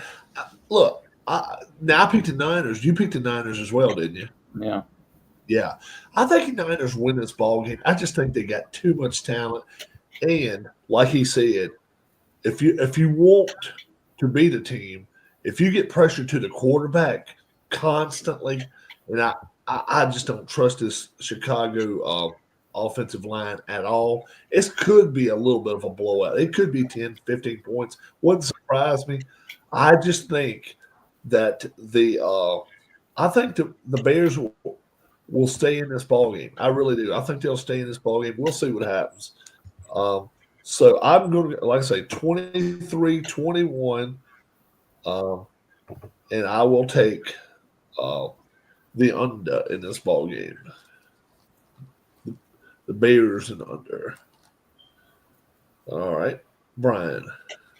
Okay, for San Francisco, CMC is out for the year probably, and I hope it's not the end of his career. IR. San Francisco was missing the whole entire left side of their offensive line last week. I don't know if they're going to be back. Chicago, the end of the game was, atrocious. And some of these teams some people are kind of players are talking in behalf of their coach, like Dax talked in behalf of McCarty at Dallas yesterday. But when Eberflus made that mistake, nobody spoke up for him. No. And he was summarily fired. So now the OC that's been doing well with their offense last few weeks is the head coach, and I think the team is going to be excited. I'm actually picking the upset here. I got Chicago 25, San Francisco 23. 25, 23, 48. So straight up, he takes the Bears, Brian does, and he's going to go over the total. Michael. I heard the Lions called, and they said Matt's still over at the sidelines over at Ford Field over there, trying to wait for a timeout. Yeah. That's another story. The Bears, 49ers got too many injuries. That's a problem. Is Purdy out? No, Purdy's playing. Purdy's But He they also doesn't have Trey Mason. He doesn't have an offensive line to protect him. He doesn't have an offensive line. He doesn't have much of anything. Brian, you're not going on this island. I'm going to go with you with the Bears. I think the Bears are going to find a way to pull the upset. And also, just an FYI, if we didn't know it, you heard the big news in college football in that Palo Alto area. The new general manager of the Stanford Cardinal, Andrew Luck. Oh, Yeah. Yeah, But Andrew Luck. Doesn't make a difference? Not yet. Bears, 27, 49ers, 24. He kind of fits Stanford. He's a really bright guy, intelligent. he Oh, I know. He went there. Yeah. 27, 24, 51. Mike will go Bears in the over. Tim. Not only will you not be on the island, we'll make this a 3-person, 3-hour tour. I will take the Bears because they're missing 2 running backs. If there's offensive line injuries, Kittle and Samuel aren't saving this team. I'll say Bears 23, 49ers 18. I don't know if they scored a touchdown. 23, 18, 41. Mm-hmm. That'll be Tim and Zenda. Harris. Man, I really, really, really thought I was going to be on the island with this. Bears are going to find a way, and it may even be a missed extra point that cost the Niners this game. 17-16 Chicago. Oh, wow. Before we get to the next game, what do you guys think of, the Bears let Eberflus go out Monday to talk to the media, or was it Friday? And then 2 hours later, they fire him after he had to answer a bunch of questions. Fired before he left the damn field. Yeah, why did they let him go talk to the media? They already knew they were going to fire him. Yeah, I don't understand that. Saving their scalp. Yeah. Walk Come to me now. We got the Buffalo Bills, 3.5-point favorites, going to LA to play the Rams, 48 and a hook. And I'm like, yes, I have undersold on the Bills all year. I'm not going to do it right here. The Rams has a decent offense, but boy, oh boy, they don't have a defense that the Buffalo does. Buffalo's going to win this ball game. I think kind of going away 30-17. 48.5 is the line. I mean, the over-under. So I'll take the Bills, and I will go under. Brian. Oh, the Rams allow 114 yards rushing a game, and now they got to try to stop James Cook. The Rams cornerbacks, I don't think, have enough to stop all those receivers that Buffalo has as well. Josh Allen, I still think, is the league's MVP. I know we're hearing a lot about Saquon and Derrick Henry, but I think when it's all said and done, Allen is going to be the guy. Bills in December, the last 15 games, they are 15-0 in December. And he had a hat trick last week. threw for a touchdown, received a touchdown, and ran for a touchdown. Yeah, So- he beat him too. Last 6 straight games, they've scored 30-plus points. I like Buffalo quite a bit in this game, 30-21. The unbelievable Bills. Unbelievable Bills. So Brian goes Bills in the over. Michael. I'm glad that Pafford's not doing pizza anymore. Maybe that could be a secondary job. Boy, the Bills, woof. And they're doing it in front of 24 inches of snow, getting all those people to come out and shovel snow and all that. Right now, I think that Buffalo is the hottest team in football. I don't care what they say. You put up that many points in snow, you're gonna beat the Beach Bummers. Buffalo 33, LAR 20. 33-20. That will be Mike with the Bills and over. Tim. Yeah, what do you kind of have, Michael? I think I'll go Bills 35, Rams 20. 35-20. That will be Tim and taking the Bills and the over. Harris. I'm riding at 31-17 Buffalo. 31-17. Oh, you're right there with me. So that's 48. So Harris will go with the under in this ball game. Man, Michael had my exact score, 33-20. Oh, Lord. 33-20. How about that? Keith will go with the Bills and the over. We'll go to Brian now. Perfect time to go to Brian. The Chargers Sunday Night Football heading to the Kansas City Chiefs. Chiefs only have tripped up at one time so far. Chiefs are 3.5 favorite here in this ball game. And this is the second of two matchups they played earlier in the year, didn't they? Yeah, the Chiefs won the earlier game. Did they dominate them? Let's see. They haven't dominated anybody this year. Yeah, they had really. I think it was 17-10, something. I don't know, something like that. Yeah, I It was got a you. low scoring game. This is really a pivotal game for Kansas City. If we lose this game, we could lose a few games. People are already saying that the Chiefs are one and done. I've heard that in the media. The Chiefs will be one and done in the playoffs the way they're playing. Same thing they said last year. We were 2-2 in December last year, and then they got it together in the playoffs. I expect that they will get it together again in the playoffs. I just don't know if they're going to have it together this week.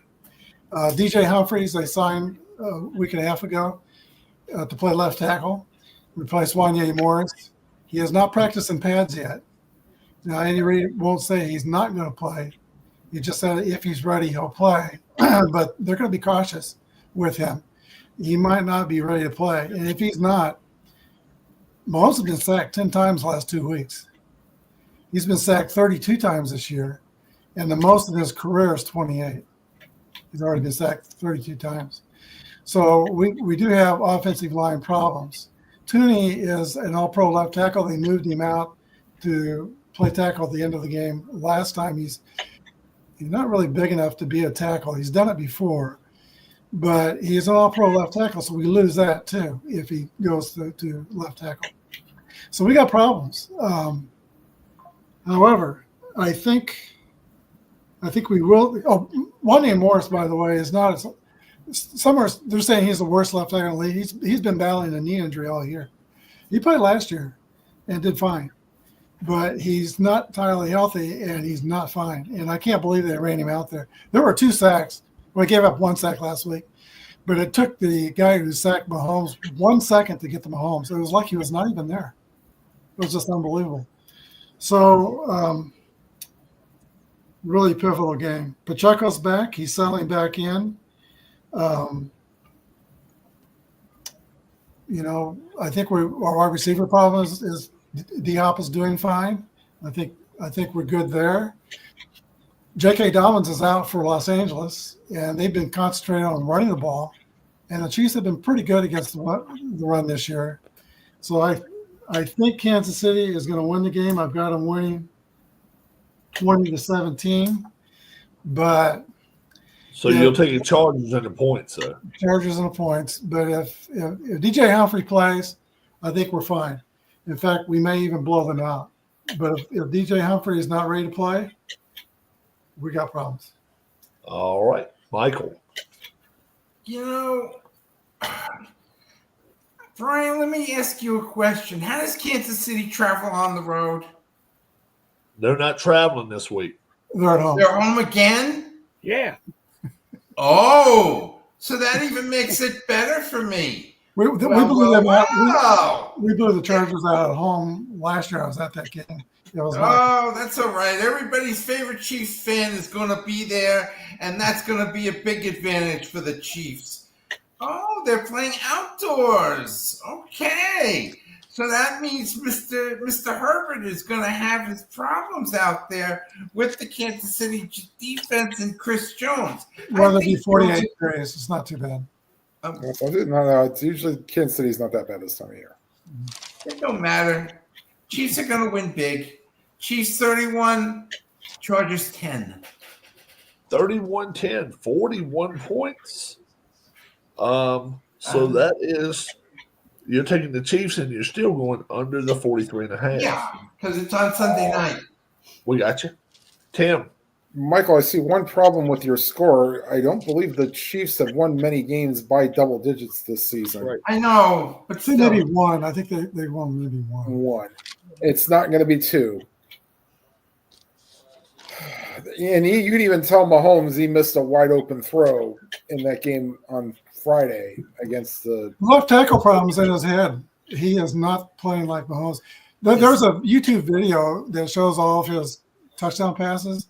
I was watching that yesterday in his career, and he had time. Oh my gosh, his first 3 years, he had so much time. But even the touchdowns that he throws this year, he does not have time.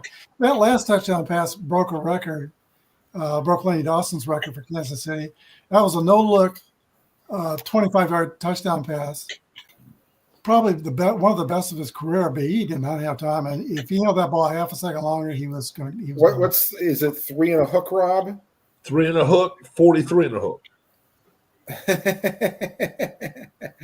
Chiefs 23, Chargers 20.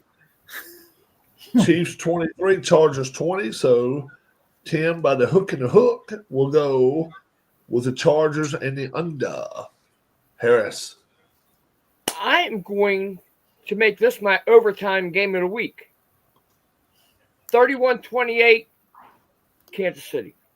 31-28. Stay up late. That is 59. So he's easily going over, but he is taking the Chargers side of things. Since it's 3 and a hook, Harris goes Chargers and the over. Keith. 26-24 Chargers.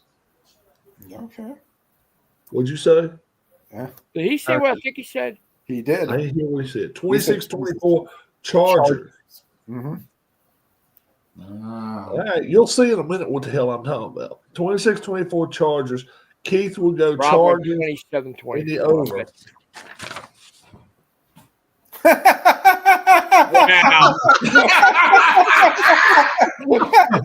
The odds of that Now you see were why I probably. rolled my damn. Now you see why I rolled my damn eyes. I was like, wondering why you thought that was that big of an upset. I was like, First it was me, now it's you, Keith. Okay.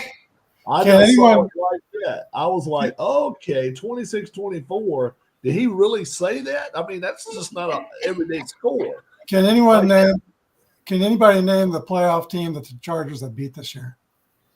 They haven't been a Yeah. playoff team this They year. have not. No. Yeah. But I'll tell you what, though.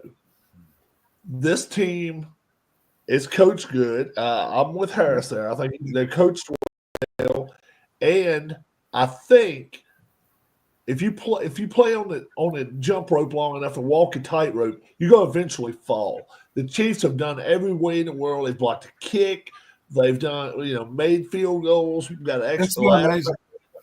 It's kind of an Every- angels in the outfield deal for sure. Referees, no. Every way in the world to win. I don't think the Chargers are the better team here, but I think right now they may be playing just a little bit better. All I can say is, That's what I'm thinking. if the Chiefs lose this ball game, we better keep watching all the way to the end of the season, because Buffalo would be the number 1 seed if this happens this week, and that's pretty dangerous. I'm taking, like I say, taking the Chargers 26-24. Yeah, one more thing for us. I think McDuffie can, like, the third down option is McConkey. Very good receiver, rookie receiver. But I think McDuffie can handle McConkey. And then the first 2 downs, they don't got J.K. Dobbins to keep them ahead of the chains. I think it's going to be You were tough. looking at me like, are you insane? Are you? Well, Yeah, I was like, Well, you had it right on my score, and I was like, 26-24 is not just everyday anything score. can happen. Even Harris's big score could happen if Mahomes gets some security. Maybe if they get some of the security around Taylor to help him out. Maybe they'll get some security.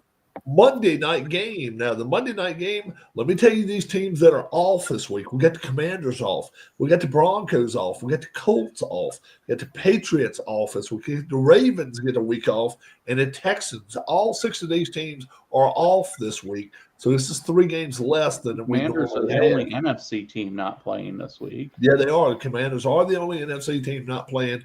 And is it still one more week of buys after this one? Or is this it? I think this is it. I think this is it. This is This is it. So, Michael, Yeah. Monday night, the Bengals, The Bengals. hot Bengals. Did they win last week? I think they didn't. But No, No. yeah, they're 6-point favorites going down to Dallas to play the Cowboys. 48 and a hook. Have at it, Michael. Oh, have at it with Jimmy, my pal Jimmy, my hero. I wish the Bengals would wear their white uniforms, just for grins. They're not. I don't have much to say about this because everybody knows how much I loathe the Dallas Cowgirls. Burrow is going to have a game. I think Jamar Chase is going to show some dance moves, and T. Higgins may do his thing because the Cowgirls ain't got no pass defense.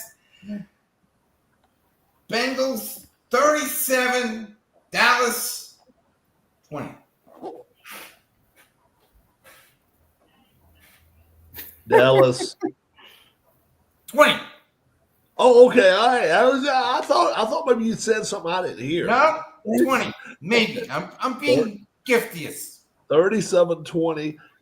Mike will take the Bengals and over, and he finally gave us a score. Go for it, Tim. Michael, if there are 57 points in this game, there is one franchise that will be very happy. Woo! Because it is the Simpsons game. So you can watch the Simpsonized versions. Although my all-time favorite was the SpongeBob game that they did with the Rams and Broncos. Is that why they Christmas couldn't Day. move this game? Right, because they've already had the animations done and all that other stuff.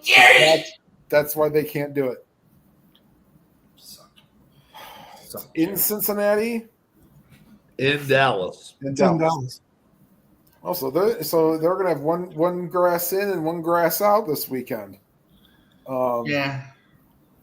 Actually, they probably won't. They'll probably just leave the star on the field. The sad part is the college game will be much better than the pro game. Yes. And the Blackhawks score a minute and a halch in. Better officiated too. Let's see here. Bengals 36, Cowboys 21.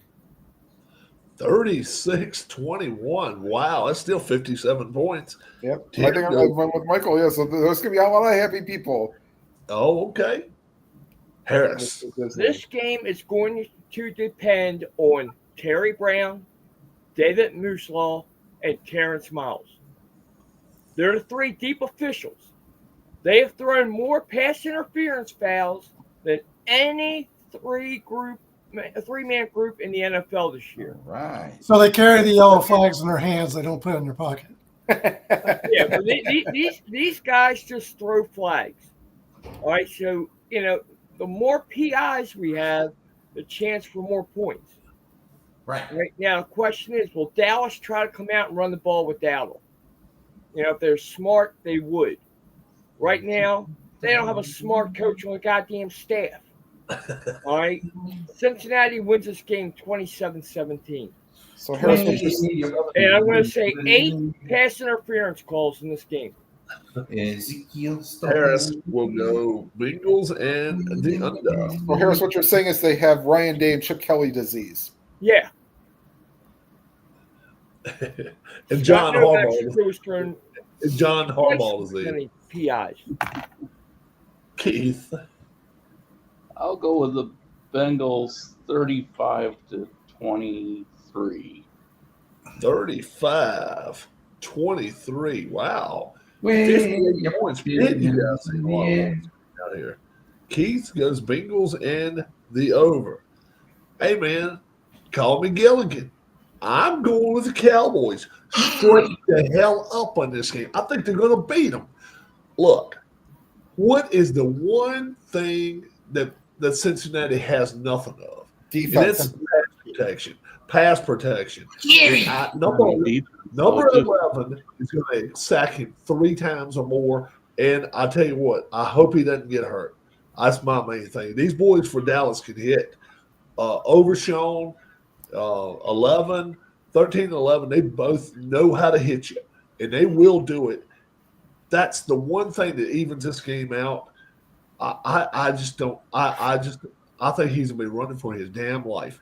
Over under 6 sacks. I'll go over that for Dallas in this game. I think they're going to absolutely maul this guy. 22-14. I don't see where all the points are coming from. I'll go under the total. I'll take the Cowboys straight up. All right, so we got over 6 sacks and we got over 8 pass interference. Okay. Brian, close us out, bud. Harris, I agree with you. Dallas doesn't know what they're doing out there. They, for a couple of years, they've not been able to stop the run, and they get rid of the one guy who was good at it was Dorrance Armstrong. And they didn't keep him. So it got way worse this year. Burrow has not had protection all year, yet he's still having an outstanding season. I've got Cincinnati winning 24-21. How many people before the season began had these two teams in the Super Bowl? And how disappointed you must be. I had to go to the playoffs. How many had the Bengals sitting close to the bottom? I'm talking before the season started. Yeah. If you go back and watch week 1. I had these both as playoff teams. You go back to watch me on week 1 when we're talking about things. I said he had them down near the bottom. I also had Cleveland. I also had Cleveland winning the damn division. So what was your score again, Brian? 24-21 Bengals. 24-21. So you're actually going to take the Cowboys here. 24-21 is 47, and you're just going to go slightly under the total. Is Ezekiel under contract at past this year, or is he going to retire? I think he just got a 1 year. I think he got a 1 year is all. So he should retire. I think Ezekiel Elliott. Oh, he's done. A 1 year deal. Yeah, he's on a 1 year deal. How about this, boys and girls? If you're watching the channel, you got to watch our locks because we went 6-0 last week. Yeah, we bombed it. Both different teams. Is that a nice parlay there? How about this, Harris? The money line, yeah. Harris says the Lions will win. Lions took care of business straight up by 3 points. Tim said, Eberflus got that one right. I want to thank the ex-head coach of the Bears for that. Yeah. Tim says Houston's going to take care of business by 3 points. Houston takes care of business. Mike said Seattle, they're going to do well. Seattle, 5-point winner over the Jets. Keith says Tampa Bay, the Bucks will take. And I have to give credit to a fumble in overtime to give them. Okay. It went into overtime. They beat the Panthers 26-23. And you notice we're going on this cycle. Everybody won by 3 points. Brian, Kansas City on Friday just did squeak by 2 points over the Raiders.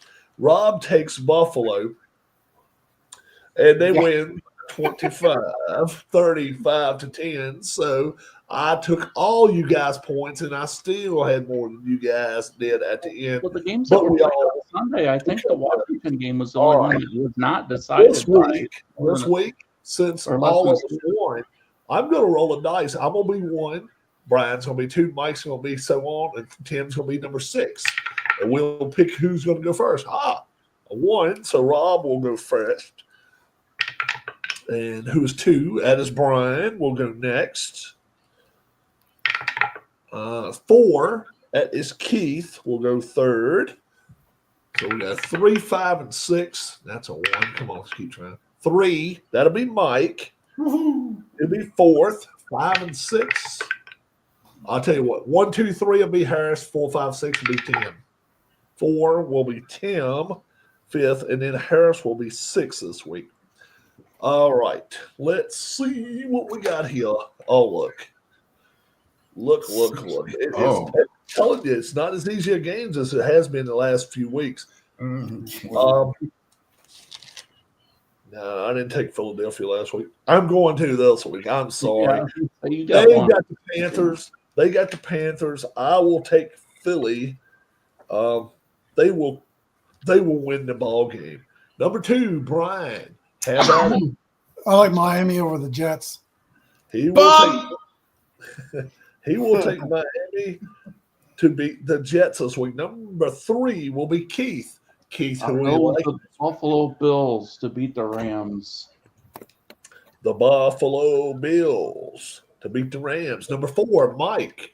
Oh, you guys are nice, though. I have to say, you're going to let me have the Eagles. Nope. No, Rob already took them. Rob already Rob took took Eagles, number first one. Damn. Oh, you know what, then? G-Man. I've got faith in myself. I am going to go with. Now you've made it harder, but you know what? I'm going to go with the Bakers. Give me Tampa Bay. Tampa Bay, the Buccaneers. All right. That's going to Tim now. Oh, you're going to leave me with this one? Okay, sure.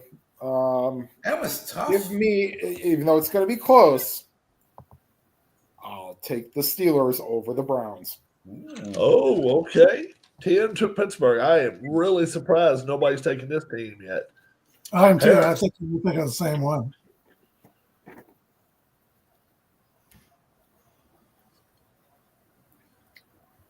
Hold on. I'm going to take Kansas City. Kansas City.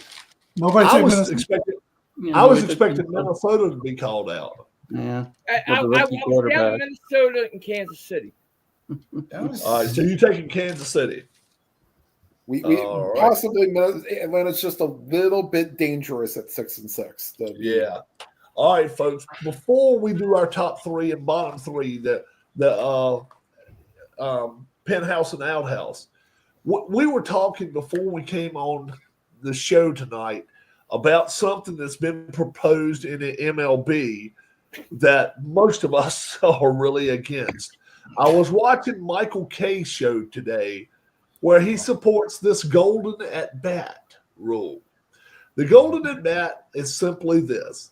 Let's say you've got the Mets losing, or they're tied 3-3 with the Phillies. They're going to the bottom of the 9th, and the 7 hitter gets out, and number 8 hitter gets out. You can pull Pete Alonso from his number 3 spot, let him bat 9th, and do that specially one time. Now, let's say he strikes out, and we go to the 10th inning. He gets to bat again. That's number 3 position. So it's like a pinch hitter that's even ready to play. Yes, go for it. I got a question now. 2 left.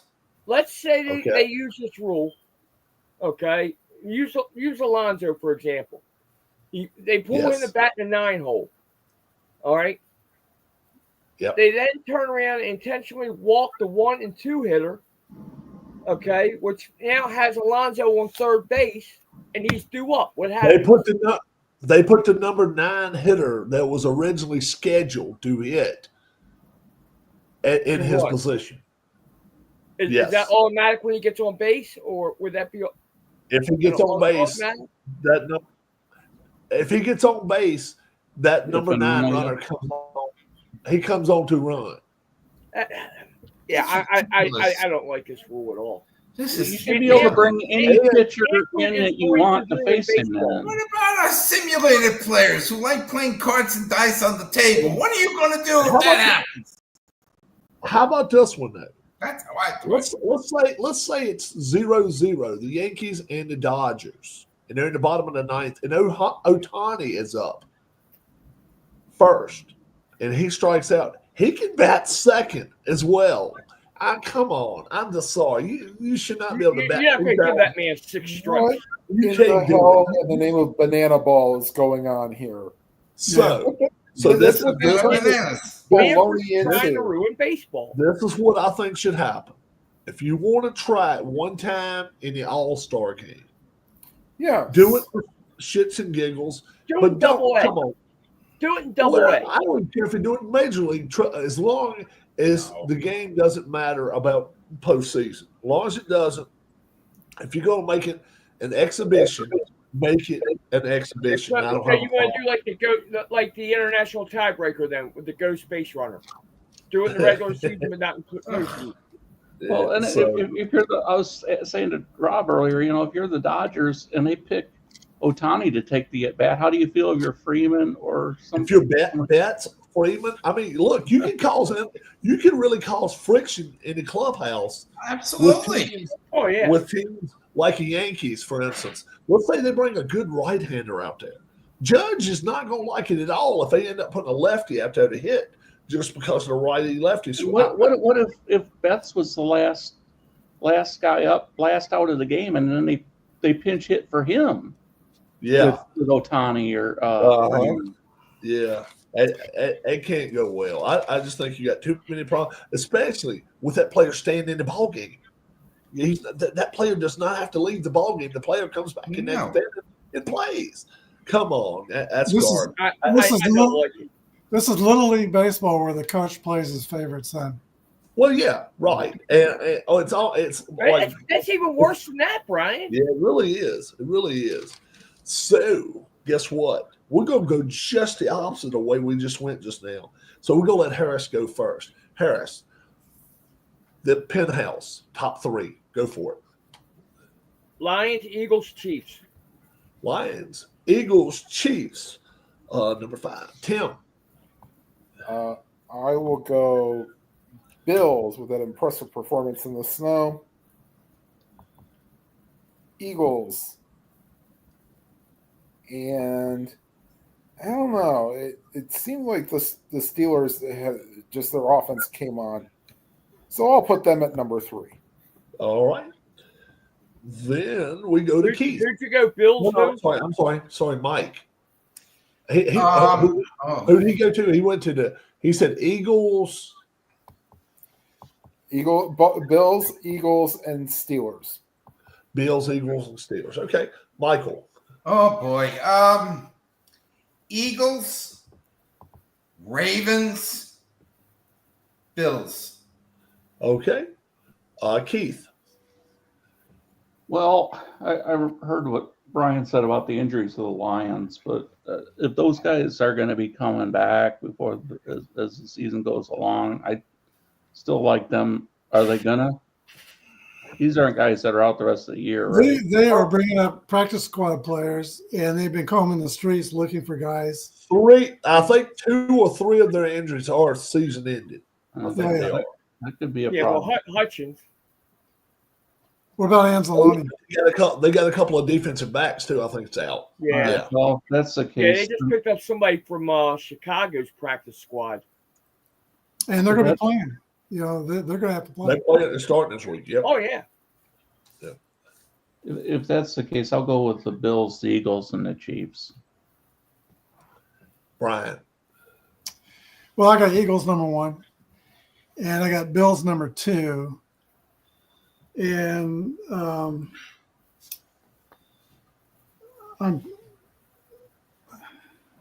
I got to wait one more. I took Chiefs off last week, I gotta wait one more week to see what happens this week. But I think we'll go Pittsburgh 3. I almost did that. Okay.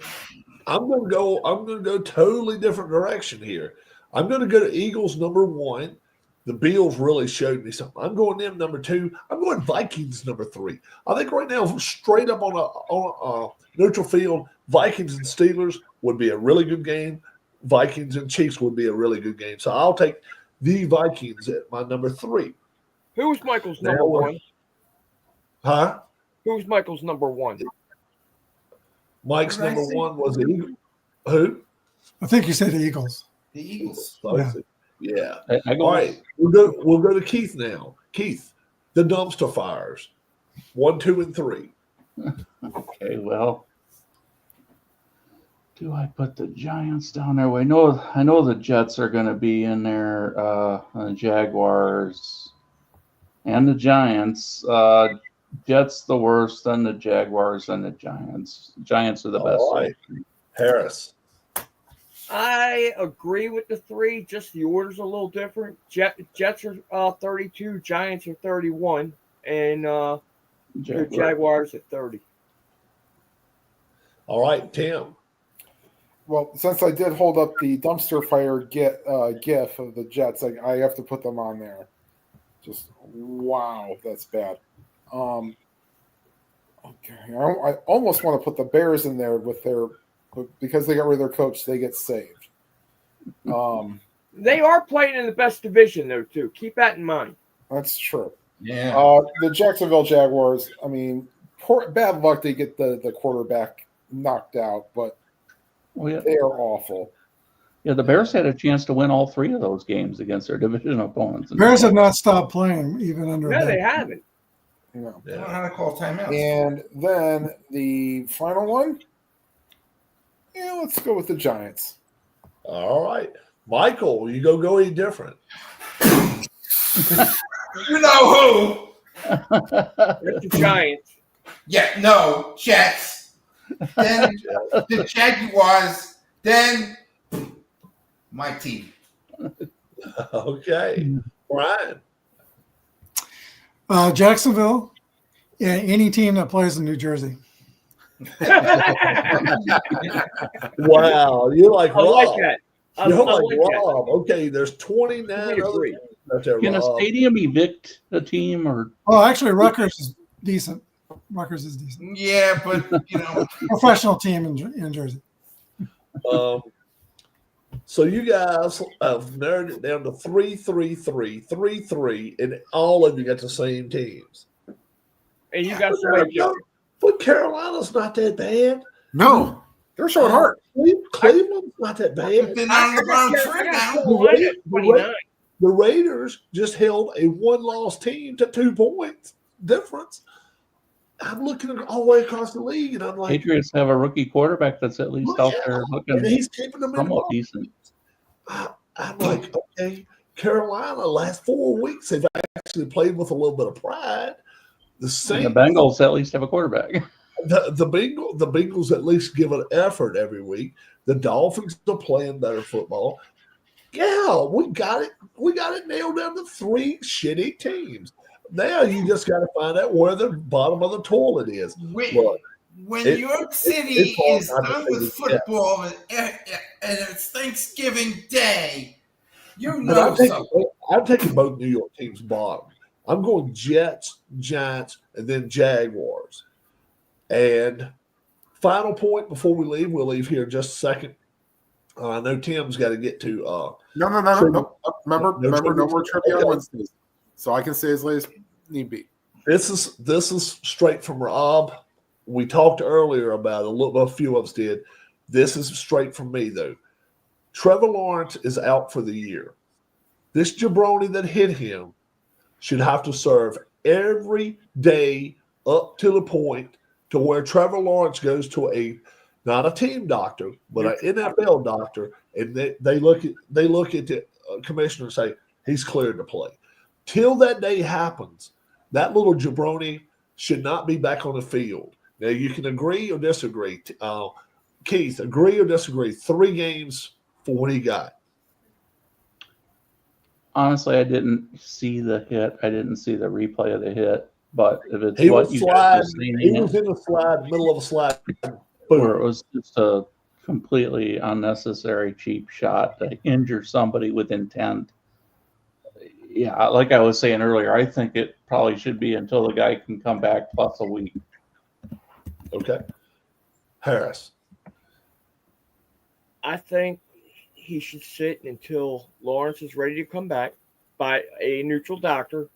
But I think it needs to go further. It needs to be a rule in the NFL that if you are flagged for a hit that injures a player, you should have to sit out until that player is able to come back. And I wouldn't even care if they had then additionally added 2 weeks to it or something. But that, Tim, 3 weeks, enough or not enough? I will say because of how late we are in the season, I say that's enough. Okay. All right. Michael. First of all, the NHL does it the best when it comes to suspensions, right? Right. After those hits after those the hits that one player got. Anyway, it should be see you next year, Trevor. See you next year, defensive player. Done. Right. And Brian. Rob, I'm showing that video if Okay. you want to share it. We'll get Brian's. Take Yeah, it first. I think 3 is fine. He's not going to be playing against Mahomes because that's the 3rd week. But Tom Brady had an interesting point, and I agree with Tom Brady. Sometimes quarterbacks give themselves up late, and that should be taken into consideration, and maybe even a penalty for quarterbacks who give up late. That's something that needs to be thought about. Yeah. And on this one, if you watch the video, it was really kind of bang bang. The guy was down, and Shire was already moving. Of course, it was Shire's decision to hit him in the head, and that's why he should be suspended. Yeah. But I think 3 games is about right. Okay. Rob, I think you can allow me to share it. Okay. Ready? Let's see. What do I have to hit? I think I'm backstage with it. Present.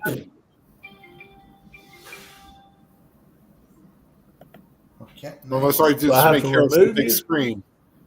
No, I think you just click on it down at the bottom. I think you see. Oh.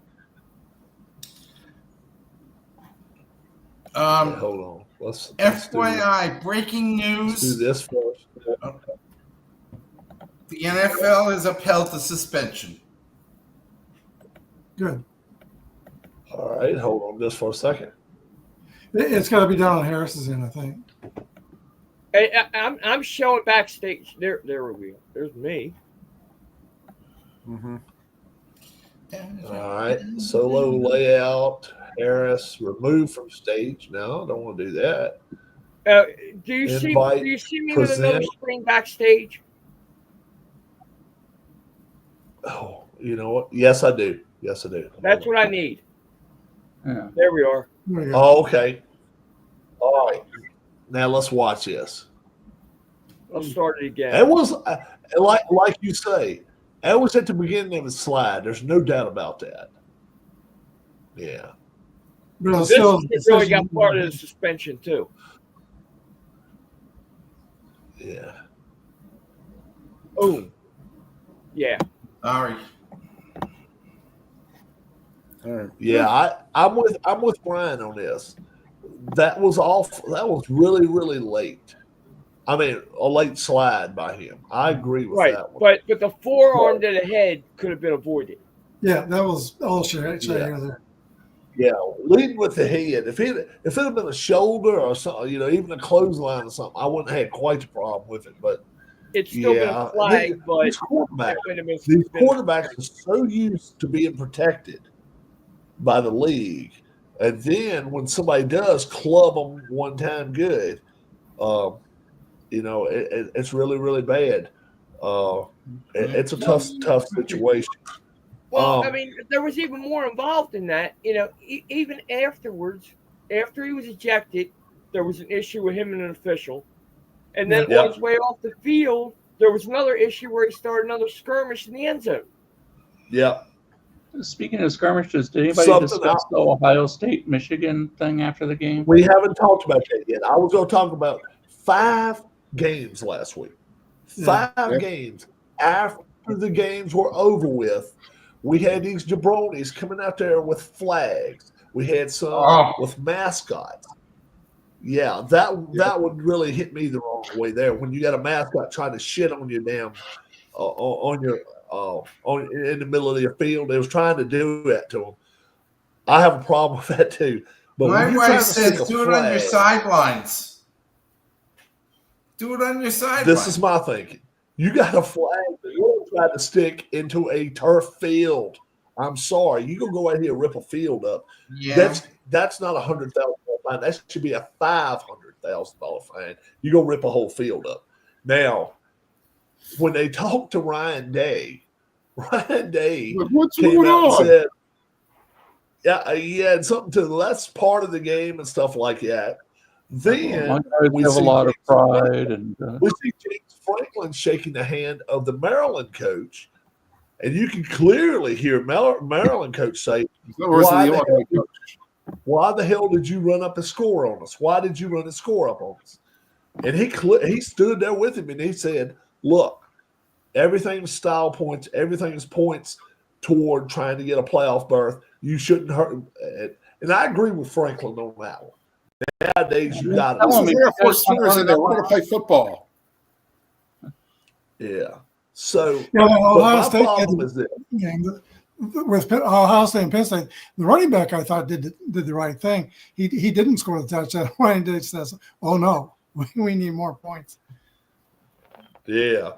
The Ohio State-Michigan game this past weekend, though, the Michigan coach, if you watch him, as soon as the game is with 10, 15 seconds left after they knee on the ball, he's running around with the players like a dumbass jabroni. Yeah. He should be fired. He should be fired. Ryan Day for not keeping his players in line, and then on top of that, kind of acting number one, he should be fired for that. I don't think that's going to get fired. I think the Ohio State coach was already in the locker room. The Ohio State coach was already in the locker room when this all went down. No, I don't think he was. No, he was in the locker room. He was doing Ohio thing because what happened? No, you talking about Ryan Day was in the locker room? No, yeah. Ryan Day was. No, he was down by the end zone. Already shaking hands and he was gone. No, he was down by the end zone. Ryan Day had an interview. Ryan Day had his interview right there with OSU's staff right there at about the 10-yard line. So he was down on that end, but he was still out on the field. Now the situation with Miami and Florida and Florida State. Yeah. Where Miami. Well, I keep coming up Miami. I'm sorry, Hurricanes folks. Florida Gators decide to come out there and not only decide, do we want to stick a flag in their field? They're bringing somebody's dog out there into the middle of the field, trying to make him shit on the middle of the field. Then, on top of that, you got 3 assistant coaches for Florida State that actually not Florida State, for Florida. They gave 3 of them little digging tools where they could actually dig part of the turf up and take it with them. That was well received by the Florida State coach, who proceeded to go to one of the offensive linemen for Florida. He grabs that flag from him. Not only does he rip it up, he throws it in the stands. Now, look, we got to this is near criminal behavior. We're talking about you go out here in the street and do shit like this, you're going to get locked up. Yeah. They're doing this in the middle of a football field where you got coaches who are making $10 million, $8 million. They got to put a stop to this. They have got to put a stop. It's a lack of leadership from the athletic directors to the coaches. just a lack of leadership. Well, it goes beyond that. It goes above the athletics directors. It's going to the dean of the schools. Yeah, I had a when I was an athletic director. The problem is you got players that don't get paid except the NIL type, the money, which out of 90 players, you probably got 10 players making money or 15 or something making money through the school. So, these kids that are quarterbacks, or the running backs and stuff like that, even the kid from Michigan, I don't even know his name. He was a running back, and he was saying, "Yep, that's sour grapes on their part." I mean, you can still go back and watch the video. He said, "Yeah, number 20 or something." He said, "Yeah, they're acting really childish," and he's talking about straight up Ohio State. Yeah. Rob, one they time got to learn to accept it. When I was an athletic director, I had a player come to me one time when we were considering we had a homecoming game, and because of the dimensions of our field, we were going to have folks lined up on one side. So they were talking about putting both teams on the same side of the field. And I was against that. But I had a player come up to me and say, if that happens, there are going to be fights. Oh, I'm glad you told me that. That means you won't be suited up for that game if you're thinking about fighting, and you'll be suspended from the team for that game. And so that stopped that. That's all it took. Yes. It's just a lack of leadership. Right. Who was that? Football game, Brian? Look. Yeah, football. And there's rules in the high school rule book for one sideline. This is back in the 80s in California. You could do that. Parents call you? I argued against it. We did not do that. But, anybody think about a fight, I was going to nip that in the bud. Right. Did the parents call you or anything, Brian? Pardon? Did the kids' parents call you or anything? No. Okay, good. I did have parents call me about other things, but not that one. I'm one of Kirby Smart's biggest supporters, but I'm sorry that big all them overtimes. He was out on the field 20 yards every time out there. Number one, you gotta stop giving them a timeout every overtime. That's way too many. That's what makes a game 3 hours to 5 hours. Mm-hmm. You give them a timeout every two overtimes. Every 2 overtimes. If you want that, that's fine. But I mean, he was waiting till the last second every time and called him that timeout. Two timeouts, period, for overtime. Period. That'd be fine too. That'd be fine. And if you go 10 overtimes, those two, if you run out, too bad. Well, then you're running one flipping play after the third overtime. You really don't need it. After the second overtime, you don't need it.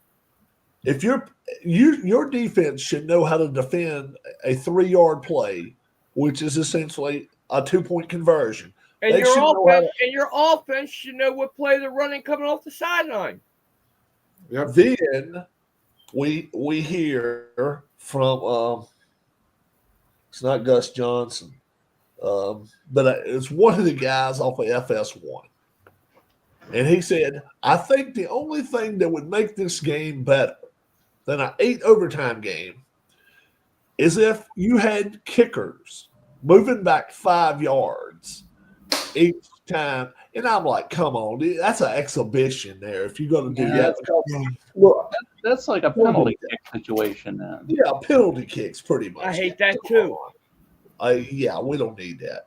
I'm not crazy about the current way they do it. I think there are other ways they could possibly do it. But I would just assume to see them kick the ball off and let them play 10 minutes. It's probably going to end quicker. And first team to score wins the ball. I like that. I don't like NFL rule. I don't even care if both teams have the ball or not. But if you go do that, if you kick it through the end zone, they get the ball to 20. They don't get to 25, 30. You get it to 20 and you go from there. But that's one of the rules I would change is I don't like getting the ball near midfield just because they kick the ball. I'm thinking they kick it in the end zone. They ought and they don't bring it out. They ought to get a point like you do in Canada. I was just going to say with the new NFL kickoff rule, like it, hate it, it's okay, but they need to change something. I like the old way better. I like the old way better. Yeah, I think I like the old way better. But I got one thing to say. I'm a proponent of the colleges making the rules the same as the pros, because you're getting all these defensive backs who are committing pass interference because it's only a 15-yard penalty in college, and it takes them a long time to adjust. And then you get all these receivers who can't catch the ball properly on sidelines like Xavier Worthy, and it's taking them a long time to adjust. Just go with the pro rules in the college game. Did anybody see that? Did anybody see the Adam Thielen catch this past weekend? Dear Lord, the game. Yeah, the one-handed. I'm not sure. I'm not sure it's not an all-time top 5. That catch was bad. He had one of those against us also. He's a pretty bad man. After this week, we will be discussing more about what's happening with the college football playoffs. We'll know who's in, whether it's UNLV or Alabama. That's pretty much the only thing can change is if UNLV's in there, Alabama's out, or if Clemson wins, if SMU stays in. No, that's right. The other team was not going to affect them. That's right. I'm sorry. I apologize. UNLV will not affect Alabama. UNLV would just essentially say we're the number 12 seed, and then Iowa State or Arizona State would get to bye if they win. But if Boise State wins, they're getting a bye out of that conference. And the Big 12 has got to go to the number 12 seed and travel to a number 5, which is not going to be a lot of fun. But I think it's going to start kind of dwindling down. We're going to start seeing what's happening more and more with college football. A lot of people didn't like that 4-team playoff. Now we got what we got. So we'll see what happens. Yeah, I don't think we look like 12 or 124. Yeah, well, you're not going to back into a national championship with 12 teams. You're just not. You're going to have to win the games. And I just hope the players actually play. Well, that's going to be another thing too. And then also next week maybe we'll discuss the NIL money. We're going to have to play 3 playoff games instead of just a whole game. And I did find out, Keith, that $8 million of that money came from Dave Portnoy. $8 million of it. The guy that's there was some other guy that was mentioned though. Barstool Sports.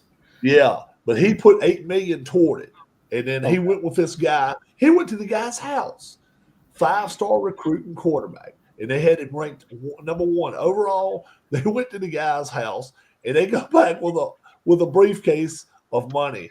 $10 million is what it's quoted to be. That they're paying this guy to sign a letter of intent to play for Michigan with NIL, and they're calling it NIL money, which it's fine to do because if it is, he is an alumni. He is an alumni of Michigan, so he can perfectly do it. But I now you're opening a huge can of worms. If you got somebody like USC, you got somebody like if Elon Musk, for instance, let's say he went to Texas, or Matthew McConaughey, he did go to Texas. He did go to Texas, yeah. He decides he wants to go spend $20 million of his money. I'm telling you, we are going to have problems before it's over with.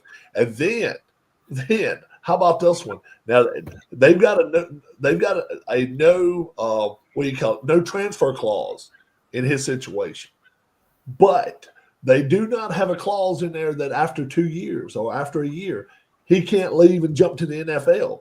How about that one, boys and girls? How about they give him $10 million next year? He ends up going out there. He tells somebody to make a movie that they have to give a certain amount of money to a certain. Today was signing day through Friday also, and you got Georgia number 1 so far. I think Texas is 2, Alabama's 3, and Auburn's 4. So it's the same bunch that are spending. And Clemson said way down. We don't want nothing to do with this. What I've been hearing, yeah, their signing's not going well. Yeah, it's not good because when you're, and that might be the end of the coach before it's over with. I won't be surprised if that coach gets fired. Hugh Freeze Hugh Freeze has stuck his foot in his mouth one more time, and he came out and said, I don't know why the hell the SEC needed more teams. And then the reporter went on to say, it didn't matter. Your team sucked anyway. And it's exactly the words the reporter said to him. Your team sucked anyway. They weren't very good. He was about ready to get out the team after the guy. So that did not fare well. I think he is going to be one of the guys to get booted very, very soon. We'll see about that.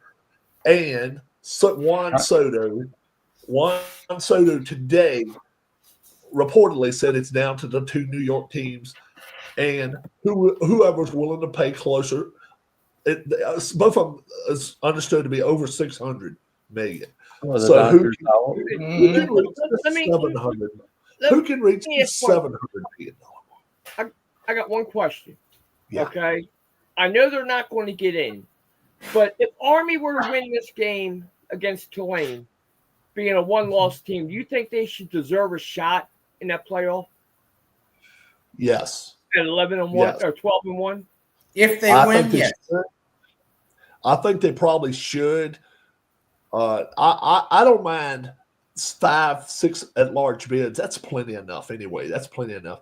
I would love to see Army be in there with a one loss, but the loss they had was bad. That's one reason they're kind of out of the situation. Okay, it was they had that one bad loss, but then you're going to have a possible 3-loss team sitting ahead of them. I understand that. The only thing about this conversation is now we're right back to where we were when we had 2 teams or we had 4 teams, where we're sitting and talking about, oh, is this team getting cheated by not getting in? 32 teams will be enough. Look, we got to realize the chances are one of those top 6 teams is going to win the national championship. Very unlikely 7 through 12 is going to win it. Agreed, but if you're going to take those conference champions, why aren't we taking all the ones that have a conference championship game? What is it? You're talking what? 3 more? You're talking 3 more teams, 3 more schools. Yep, I'm with you. By the way, I'm going to bring this up. If they've got a 12-1 record, I think they deserve a shot. Well, yeah. Granted, they play less games, but Division III playoffs just expanded to 40. How about that? 40. How about that? Yep. And if you're not pissed off enough at MLB and their salary cap, or the fact that they don't have a minimum spending. Well, now, how about if they don't even go against the cap with certain monies? The Dodgers, when they were talking to Soto, I'm going to take off because I got something on. When they were talking to Soto, they realized they could go to 49% of his total value and offered him $610 million with a $300 million signing bonus. So that $300 million wouldn't go toward the salary cap. Only $305 would go toward the salary cap. So he would be making, in essence, $26.5 million a year with a $605 million. Something's got to happen there. They have got to do something. Every penny spent toward an athlete in Major League Baseball should be counted against the salary cap. I don't care I don't care what the signing bonuses is or whatever it is.